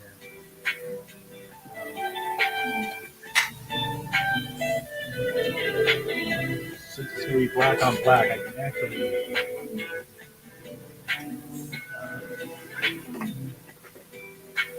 peek it in, or it's going to be black on black. So you get through here.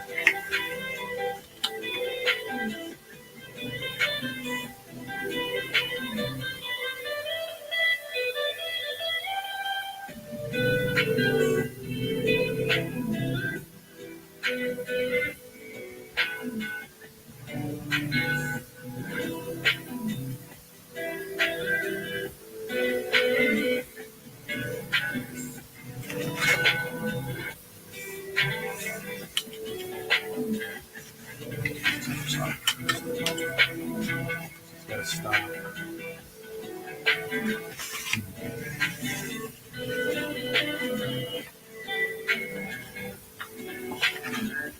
Need a shorter ruler. Where's the line? Where's the line?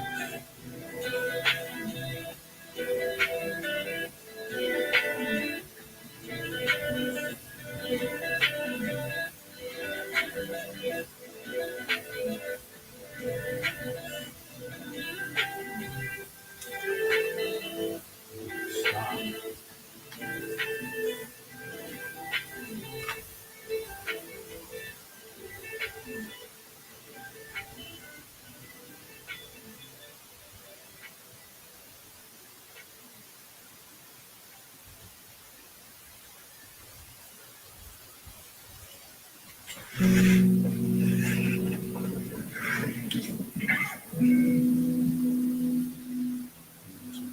Same thing. I got weave in and out of the clouds I do, smoke. Oh, clouds.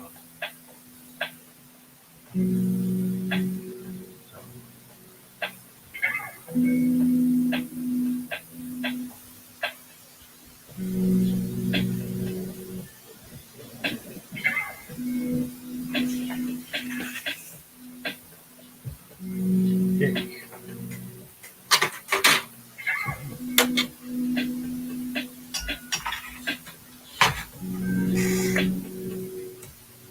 Let's put in this black background and get a bigger Sharpie or something. I really don't want to kill a smaller pen, but I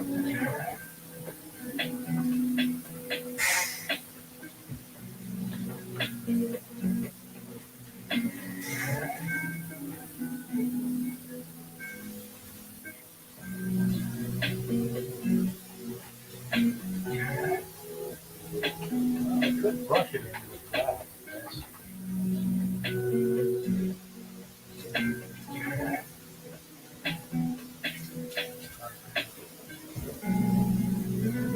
Let me see what I've got available as far as ink.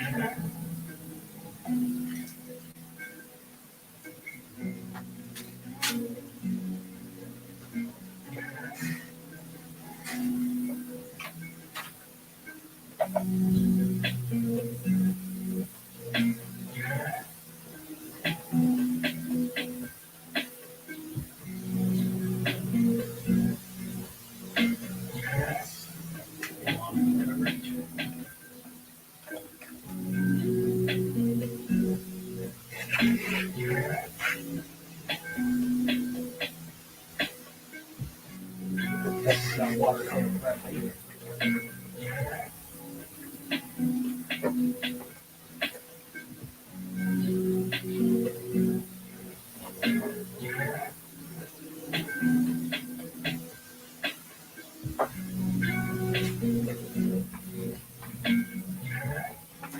We'll go with some carbon ink.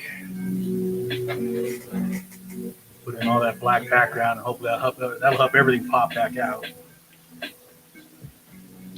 If it wants to use the same coat, it's okay.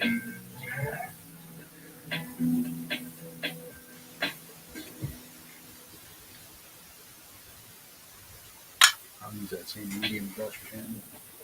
Medium brush.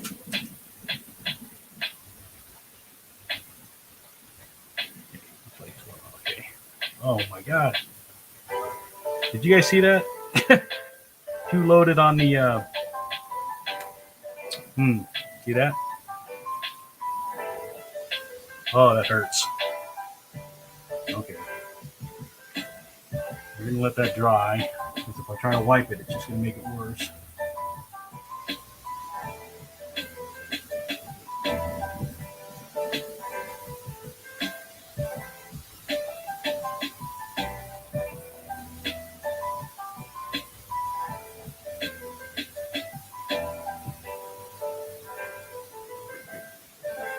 That'll be an area where I have to try and scrape.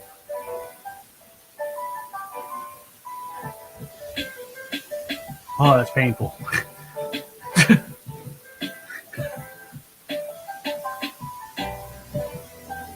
Make some Kirby crackle, maybe. Oh.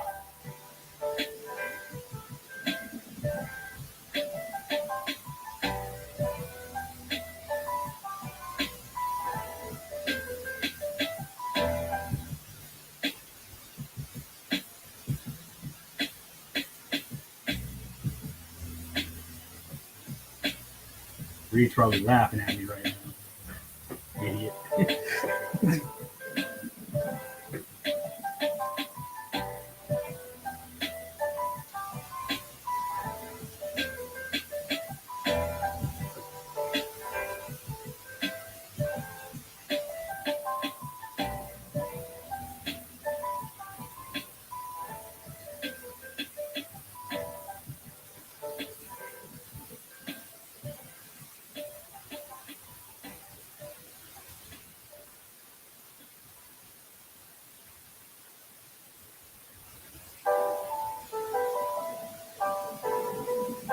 Russian ink was definitely the way to go.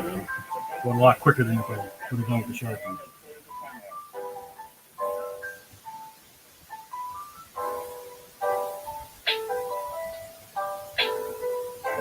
Computers now have primary control of physical vehicle functions.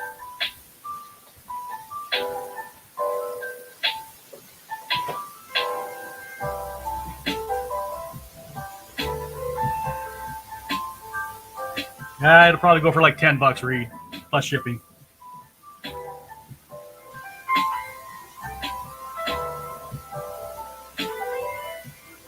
I don't do the stuff that appeals to the buyers.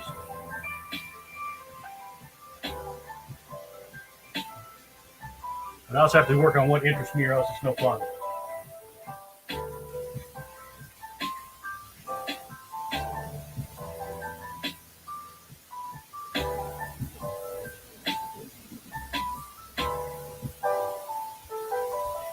And I haven't done a process video in a while, so it'd be good to, once this is done, to do a speed up replay of it and put it online.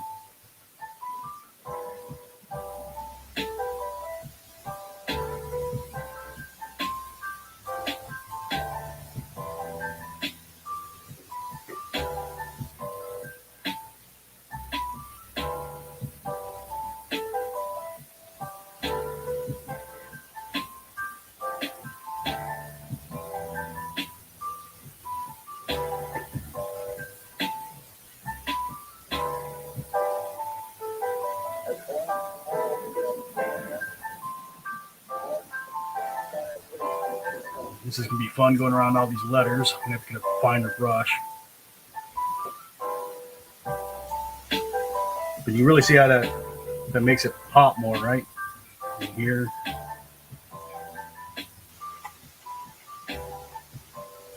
Coming along. You can tell it's an homage to Buscema, but it's not an exact copy, so that's kind of what I'm going for.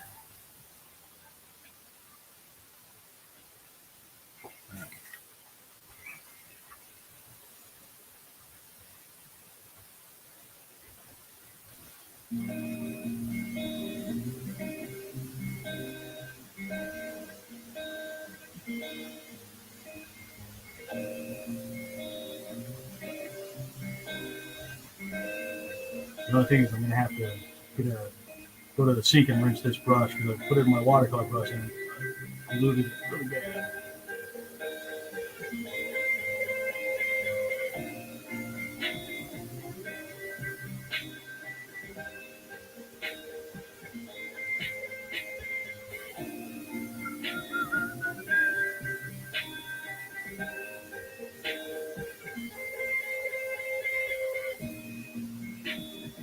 Reed, what do you suggest for like this spot in particular? I'm not too worried about the smaller ones, and these are going to be in the black area, and this is on the edge of the page. I can deal with that. I'm just worried about this one really.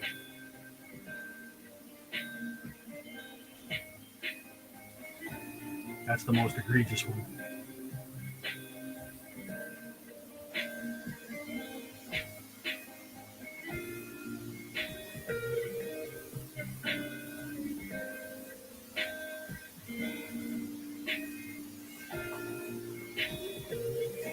I've already figured out like when I do the head, I'll use a white for a rim light to cover up the letters, I think.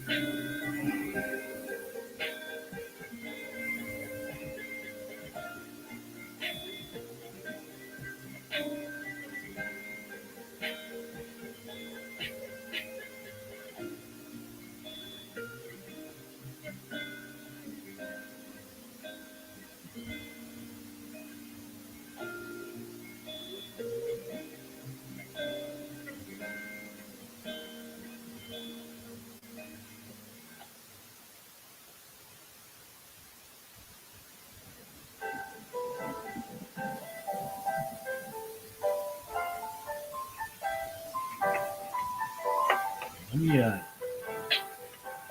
move all this stuff out of my way real quick. Yeah, I could have copied everything off my face.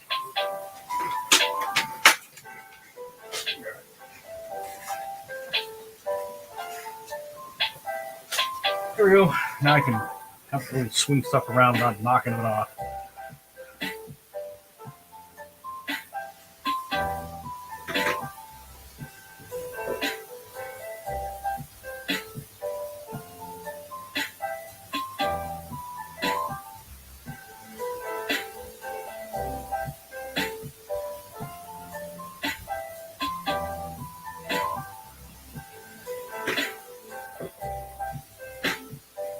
Carbon black. This is one of the inks I think Reed recommended for me.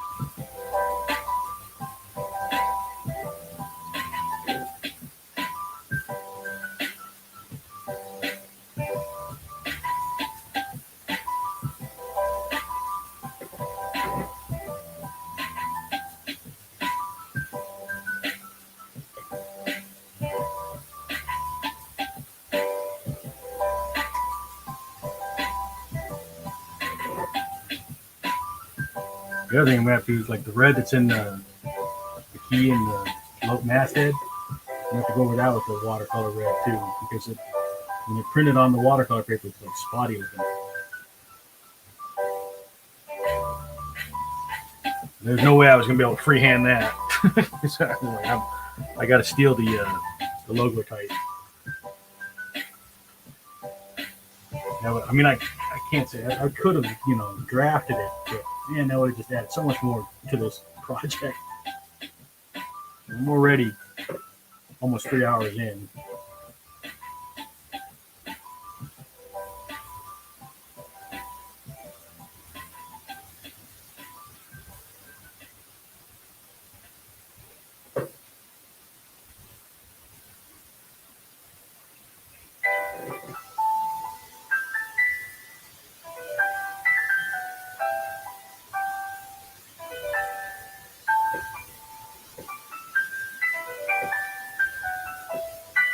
These complicated edges in, and I can flip it over and do the long straight edge.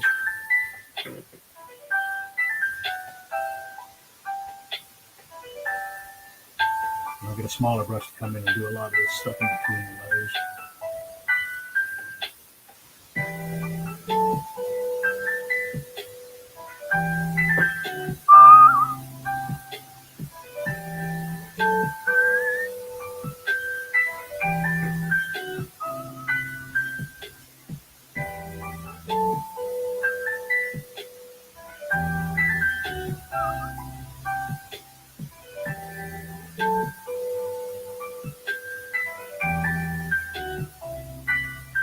Painstaking, trying not to mess those letters up. Reed says, "Be right back." All right, Reed, no problem.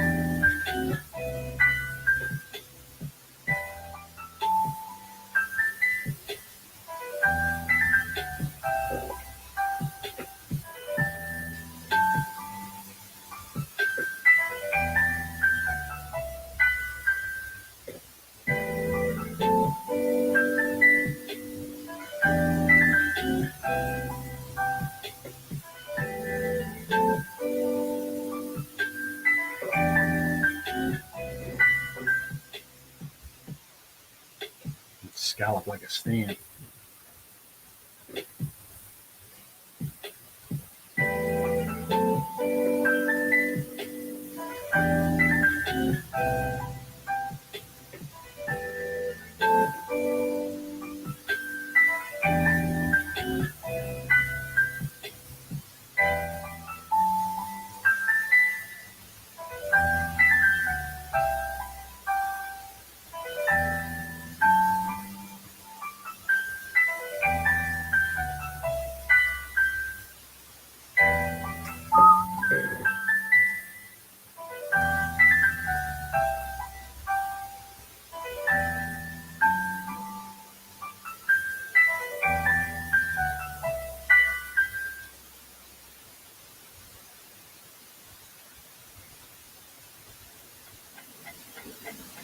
What do you think?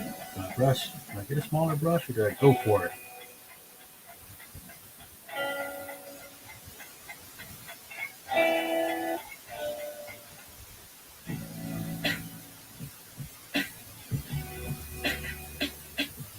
The brush does have a pretty small tip on the very end.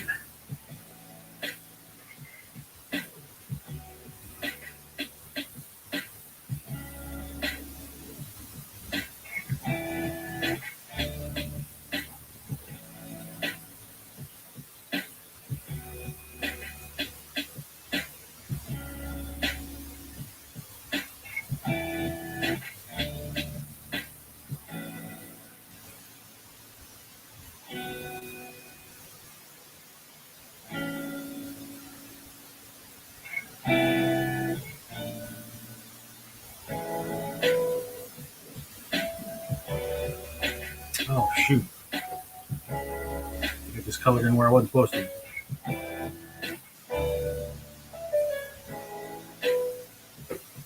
think that was the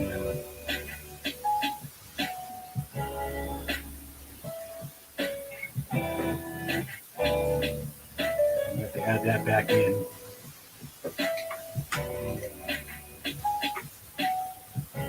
Mark that before I forget.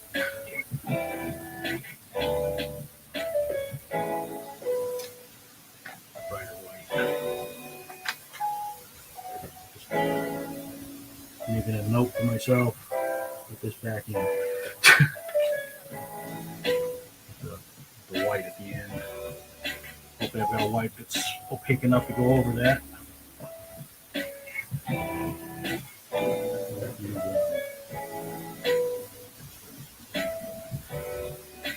Gesso.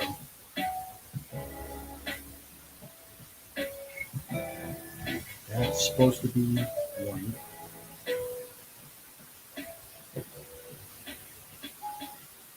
Now I'm being real careful now after that. I'm trying to figure out what's supposed to be black and what's not. That was painful. Another painful mistake. White.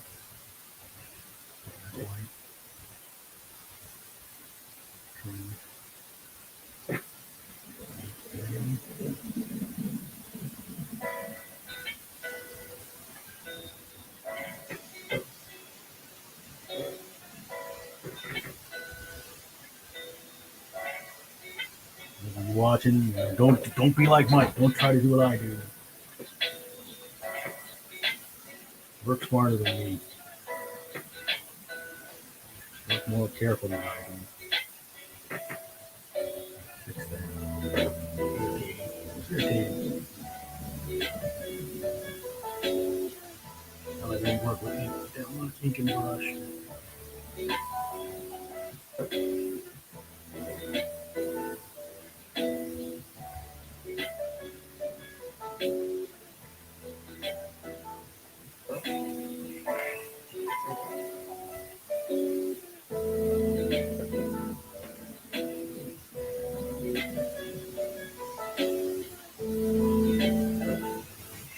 When I make my replay of this, I'll make notes along with it to explain, where I screwed up and how I'm going to try and fix it.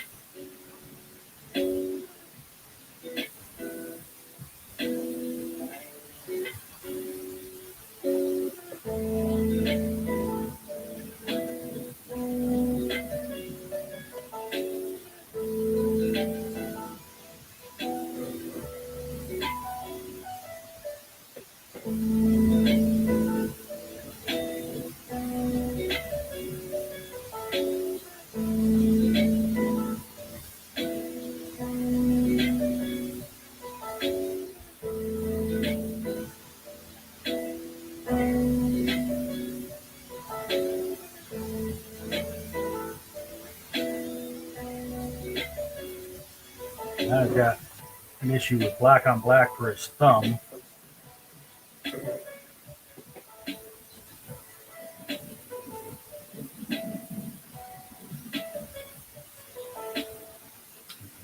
Should have taken into account when I drew it, but I didn't. So try to do some negative space around it. I know where it's at.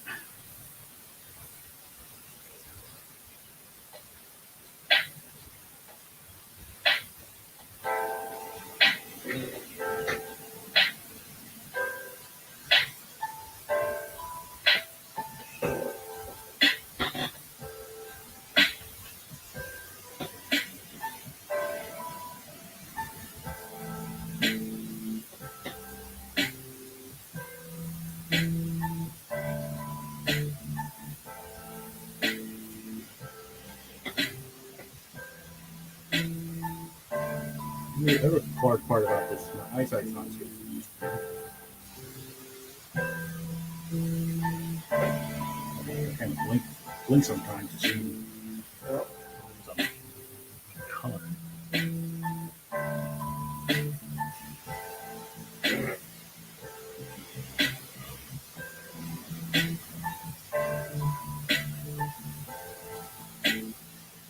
Maybe you guys ever watch those pinstriping videos? The people that hand paint pinstripes? Crazy the amount of control they have.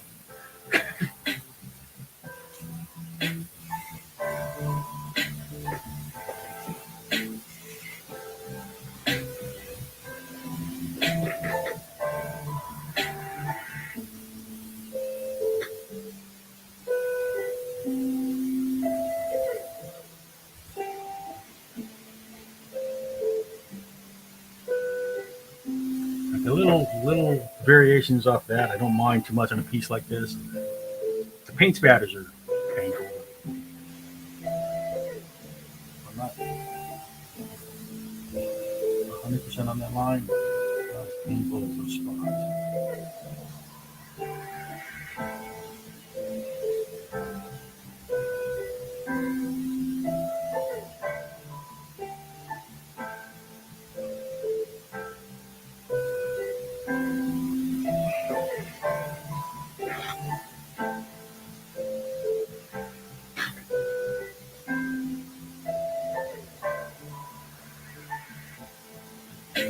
What are you talking about, Shanley? I just said yes, so good. I'm not sure what you're talking about.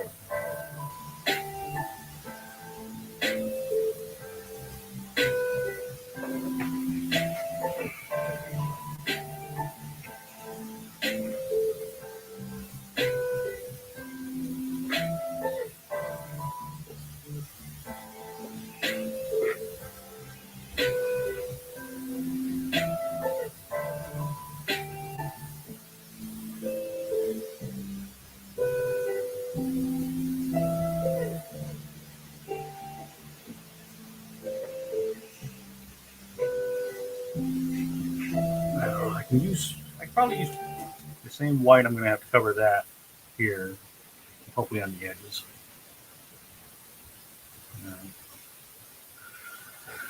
All right, I'm going to mute myself for a second. I'm going to go rinse out my brush in the sink.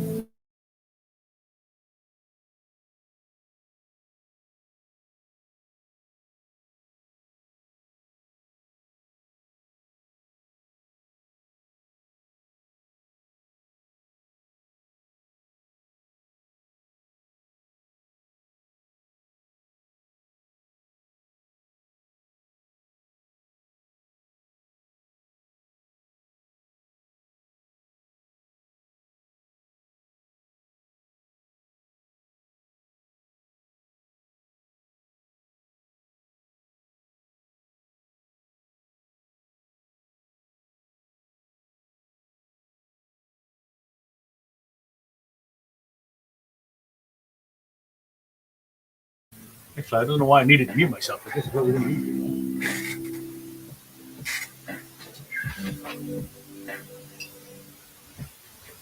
I like to get here. Yeah. Okay. Now we start doing some solid red and then cover up. I actually might be able to get this done tonight.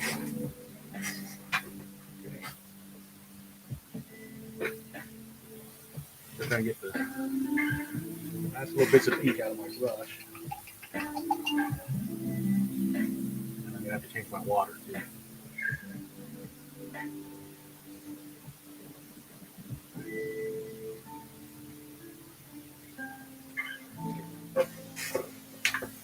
Right back again.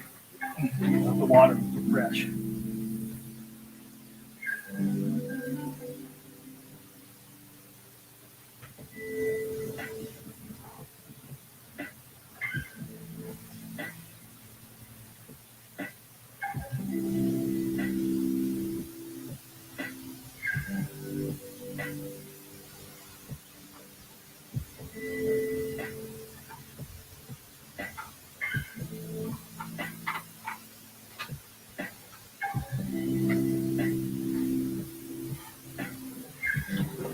Okay. So, let's see. I can use a white to cover the white rim white there. Use a white for that. Got to go on after everything. So, I grab a more pure red than we did for the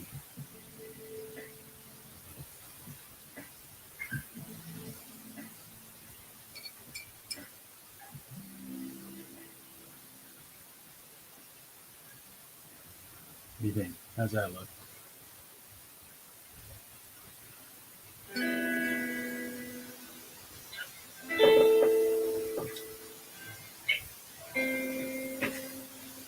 And it's just, so we're trying to emulate that. So, debating, I think I might just do everything red and then use white for highlights so that it's a consistent white. You know, to have that. Yeah, I think that's what I'll end up doing. So we'll just go ahead and just do a red wash over everything.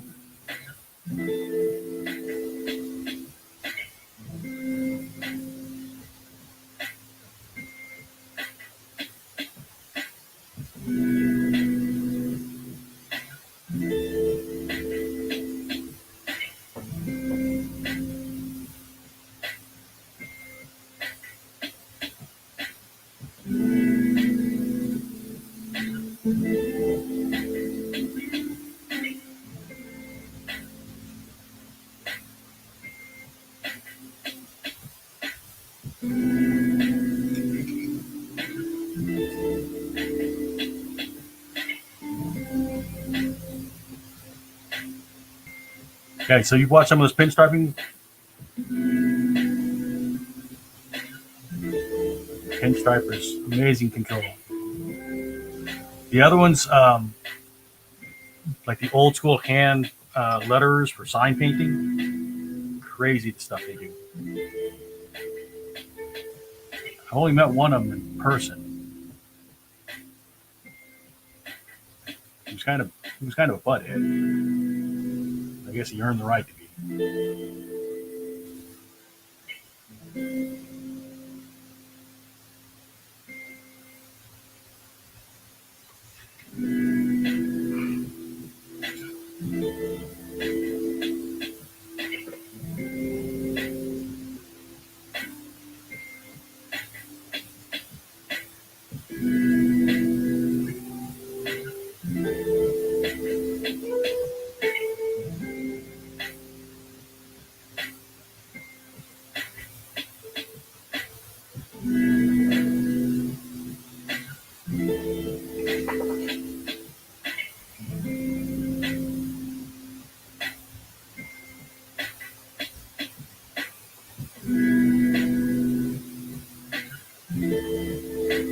Yeah, if you guys have never watched the old sign hand painters or the pinstripers, I'm sure there's videos of them online you can find. Just crazy control. Envious.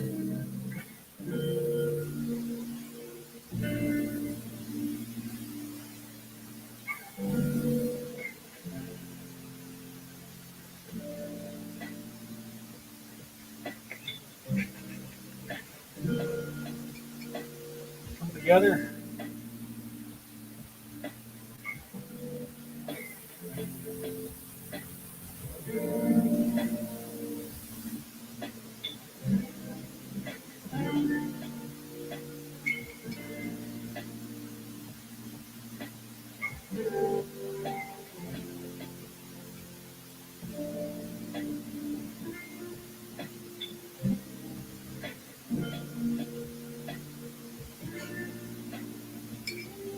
hard time getting a consistent shade throughout. One of the reasons I'm making like big strokes so that it's a little less obvious where it doesn't quite match.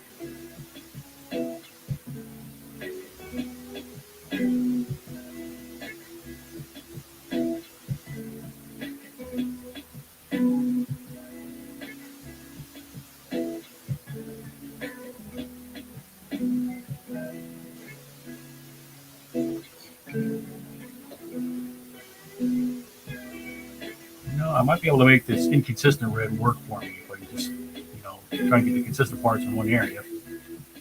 And then, since I can't get a flat red, I can use it to help define the form some. Try and get as flat as we can consistently, and then after that, we can go in and layer some of the form in.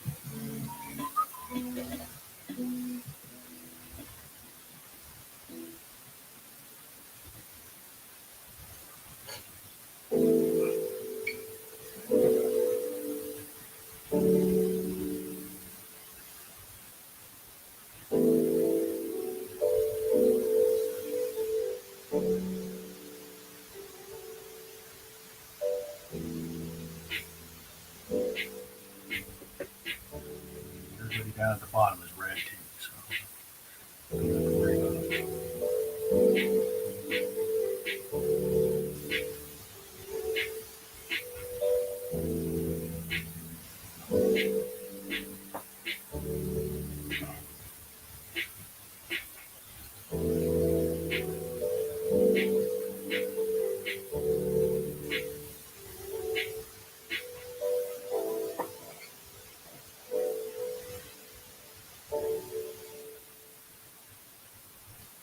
Thankfully, the cape on the inside where I'm at right now, where it's behind him and stuff like that, that's actually a darker red.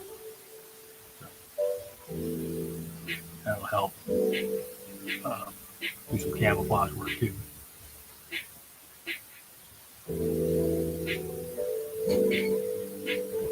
Feel the paper curling up. I'm working on watercolor paper, so.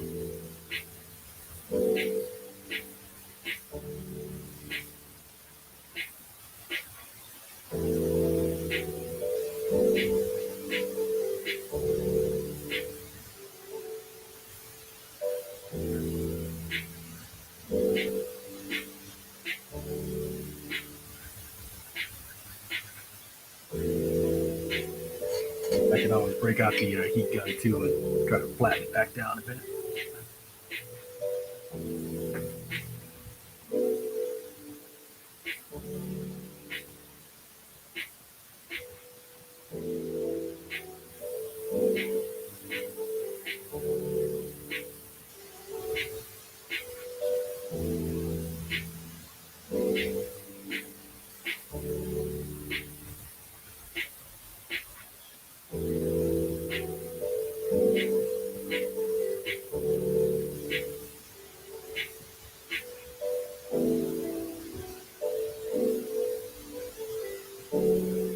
Off you waiting.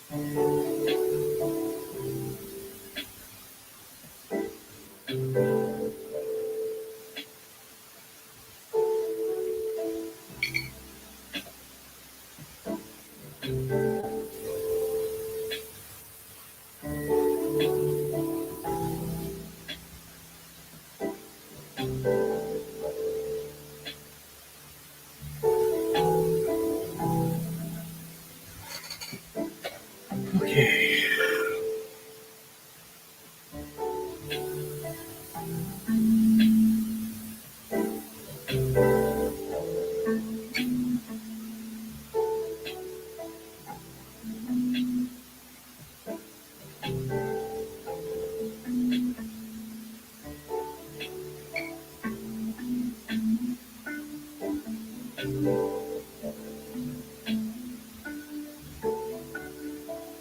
About ready to break out the heat gun just to flatten this paper back down. Cockling pretty bad, especially right where the figure is, obviously.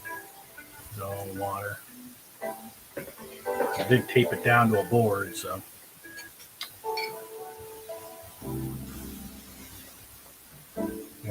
Aaron doesn't on my part.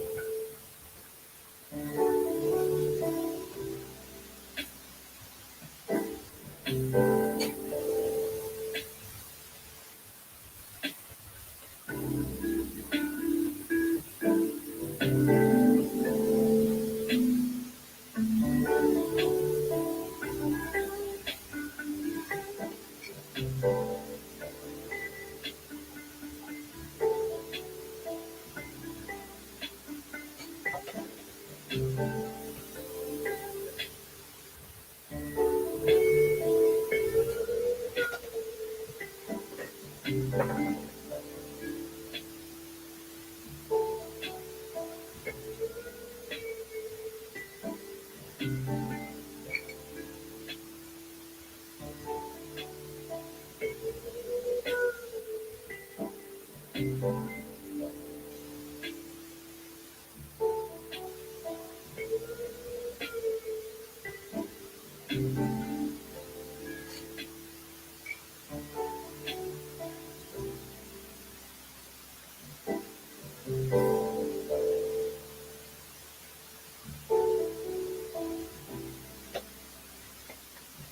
I want to use this brush for people, small people? Yes, I'm just more careful with it. Huh?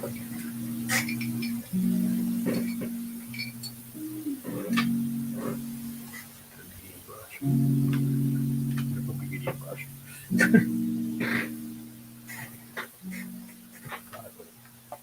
Uh-oh. Just break the brush.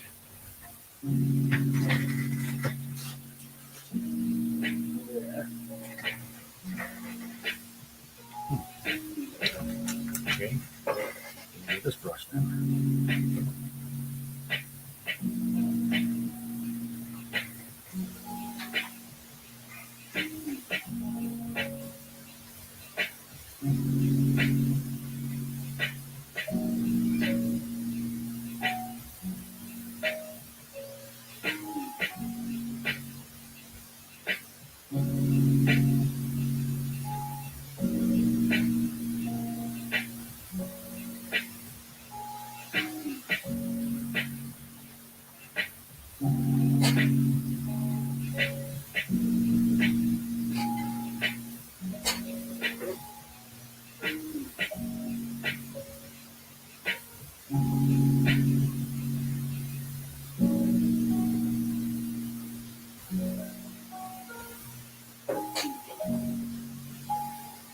Black Panther looks like Daredevil now.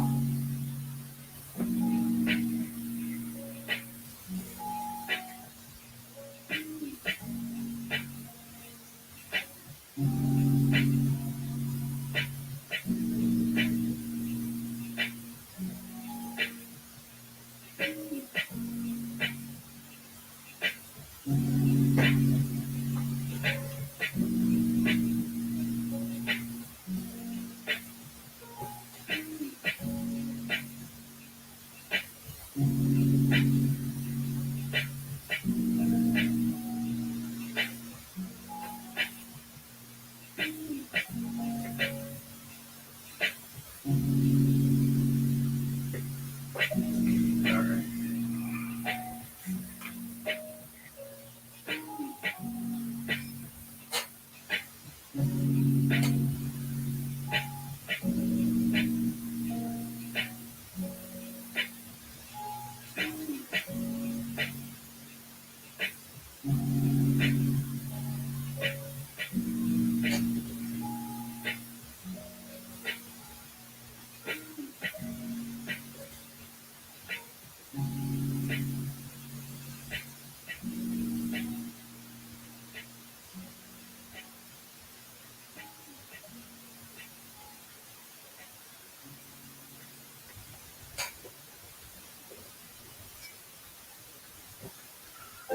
Anybody still here? Anybody here but us chickens?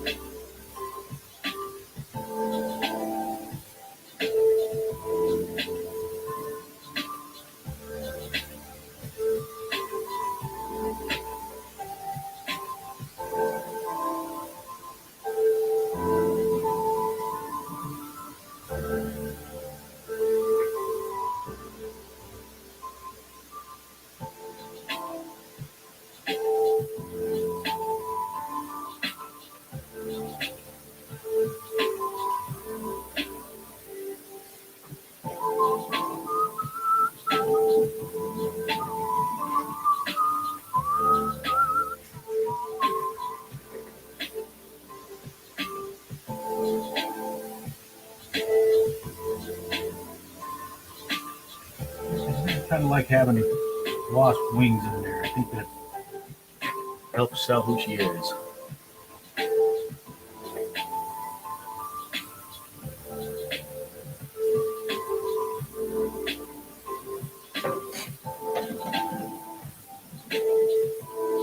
What do you guys think? So these okay?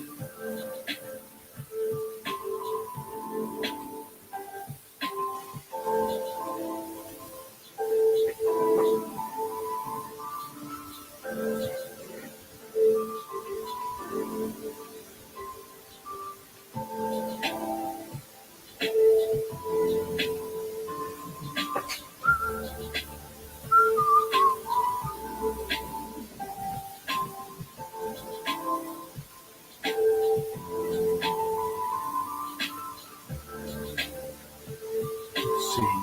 Shannon's saying I prep with a little gesso on watercolor paper to seal it. And easier to cover mistakes when gel pens won't do. Make a lot of mistakes, so that's right. So you prep your watercolor paper with gesso first? Did I read that right?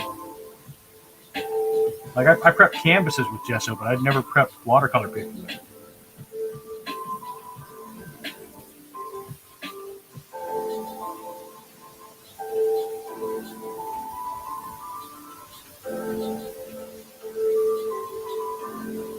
Interesting. I might have to try that. It would also stiffen it up too, huh?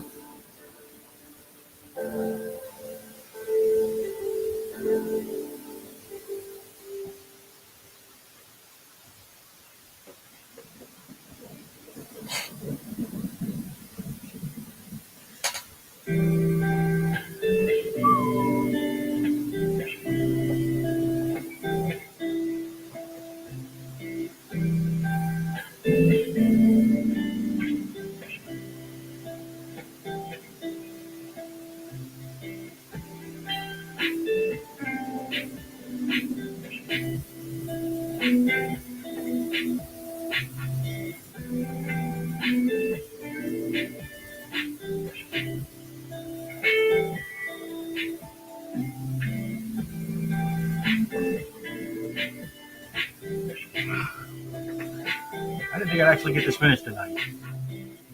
I'm going to push through. Mistakes and all. I think I can do it.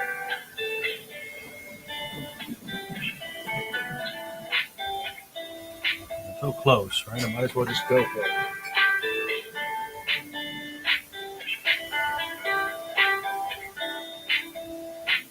Yep. Prep it. Then you can cover that spot. The trick with lime work, so it has to be live or will murder your pens. It's both. It's worth it. Lots of water.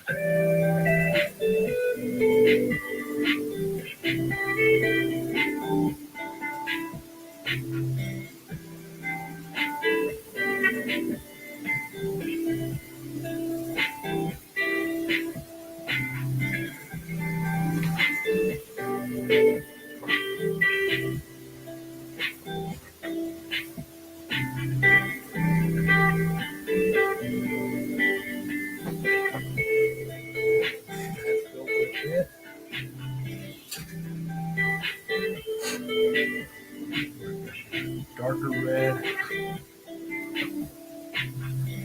Purple red.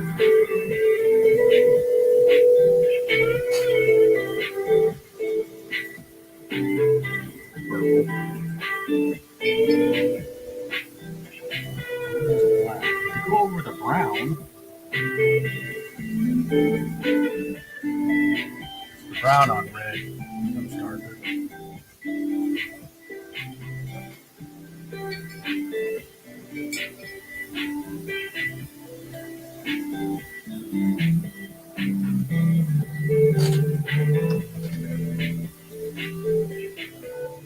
Inside of the cave area.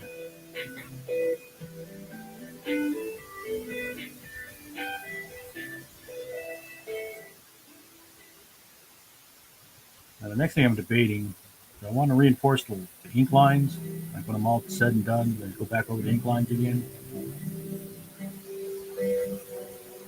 Or I just let it go. Just be Elsa and let it go.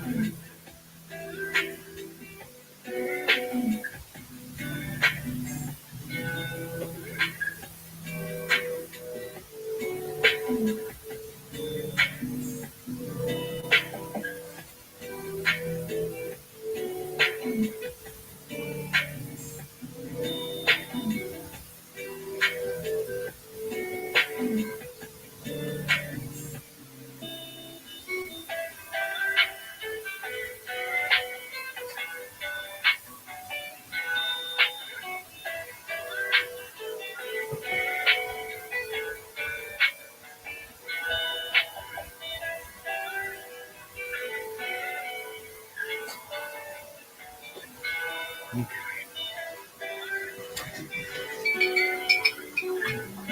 Let's see, I don't think I can get some chips on here. Let's see.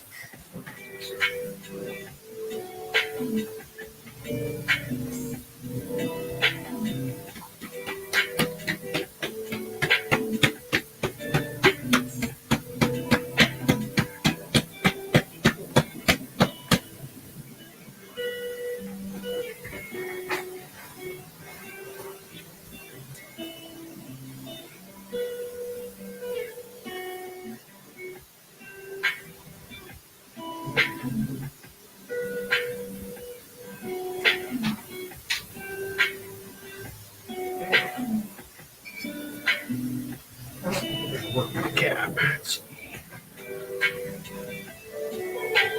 Drawing. Let's see if I can fix this bead.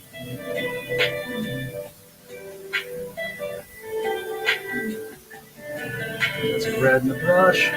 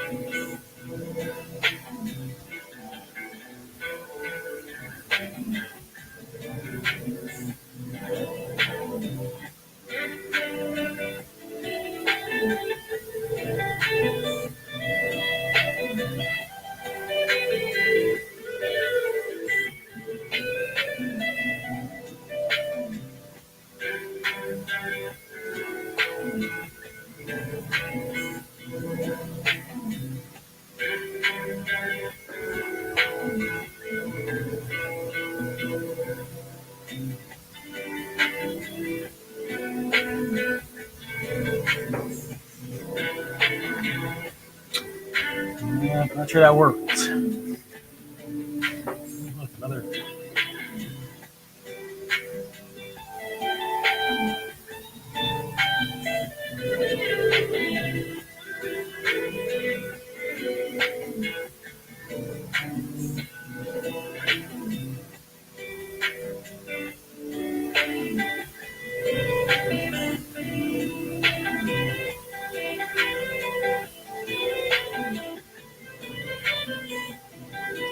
I'm digging that.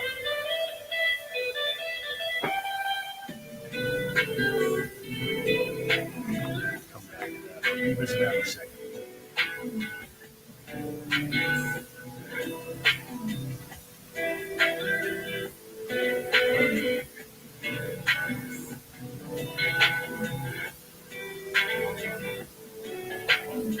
I'm worried about the edge. I can come in with a pen and just shove the net back up.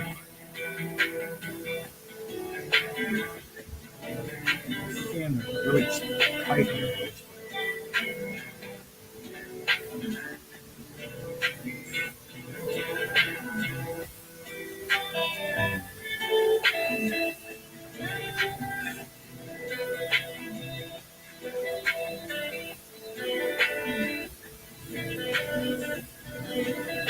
If I do that, I might as well just come with a white flat brush and do that. Make it all blend, right?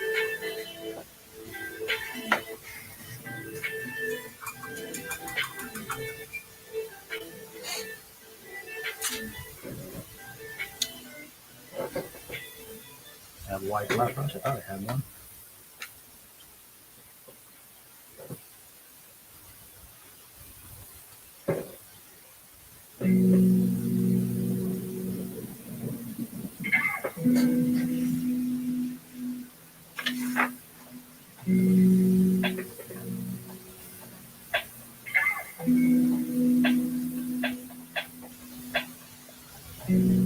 That's not probably right. Not going on nearly as bright as I thought it would.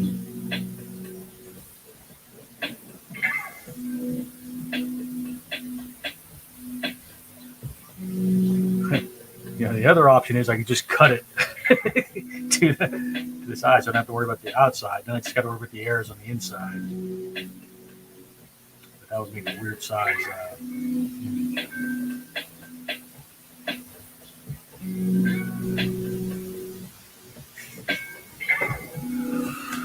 Let's see.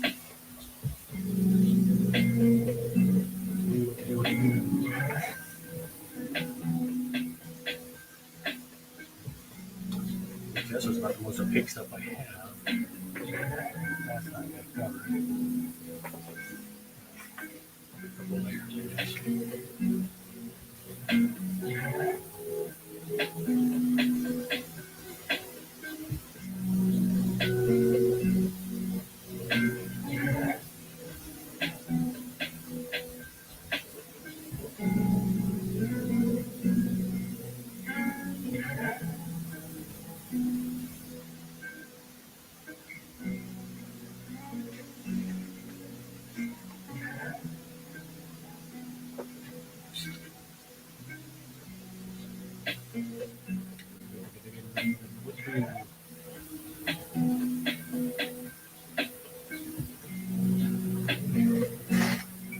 I need to step away. It's, the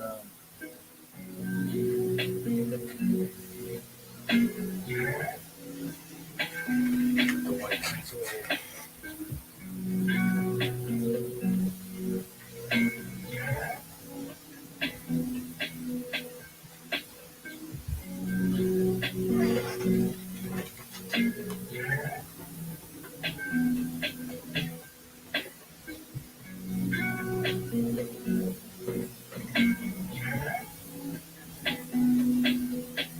This is a white paint marker. It's doing better than gesso, right?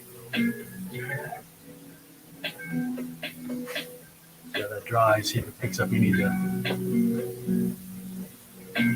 ink from below.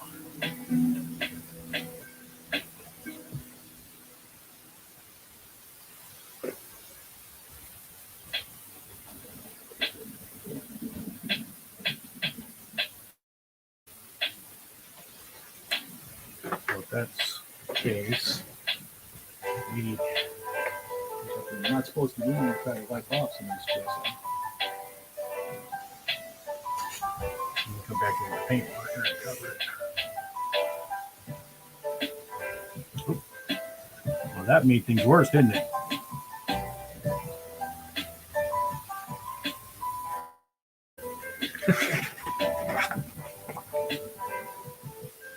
Now I have to use gesso, right? Let's see. Let's see.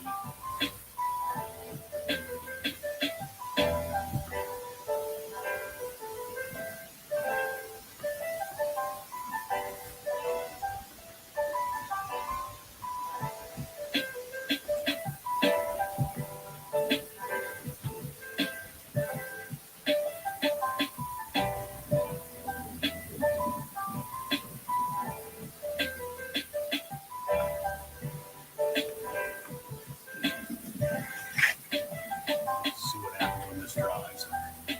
Probably leaning toward ending up just cutting it along the edge.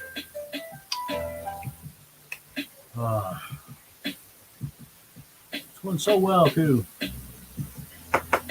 1 by 15. 10 by.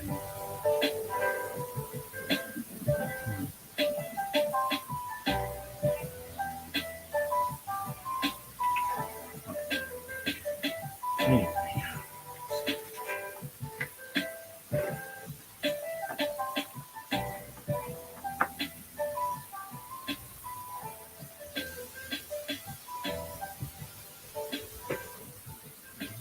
Dry.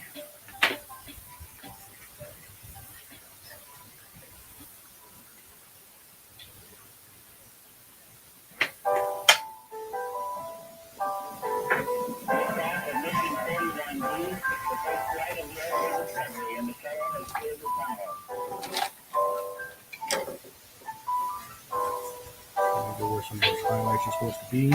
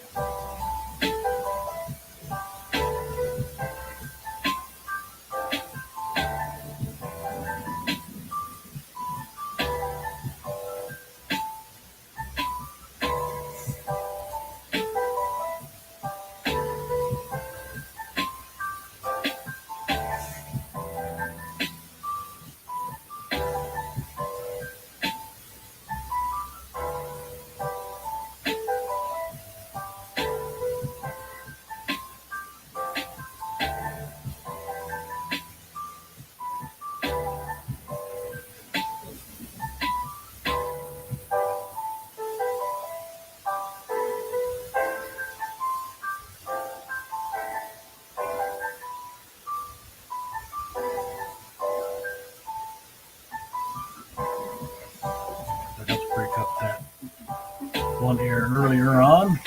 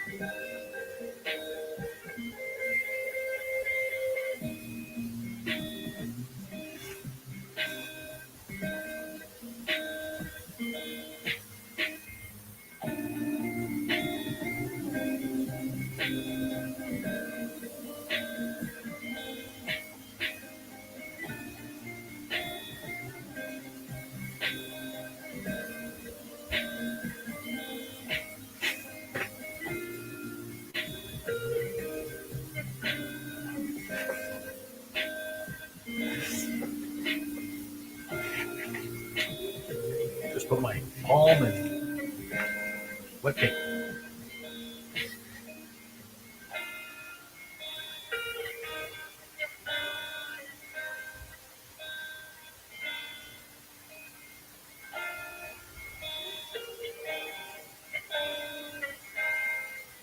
Yeah, I'm gonna have to think about it. There's got to be a good opaque paint that I can use to fix this border. Sure.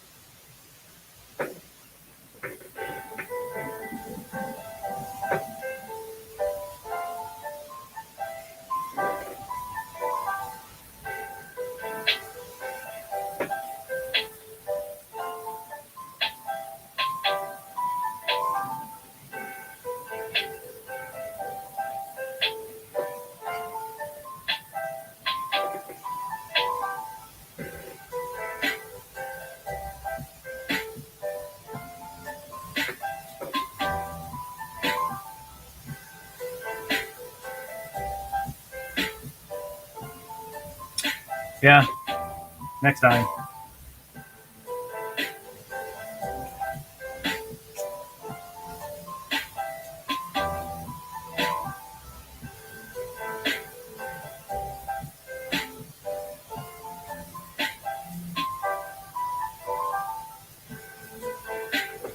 I think I'm going to stop for the night. I'm going to probably come back tomorrow and try to see what I can do about the problems and come in and put some ink back in to darken it back up, make it pop more. But I made better progress than I thought I would. So I guess I can't complain. All right, it's almost 4 hours. Guys, have a good night. Aloha.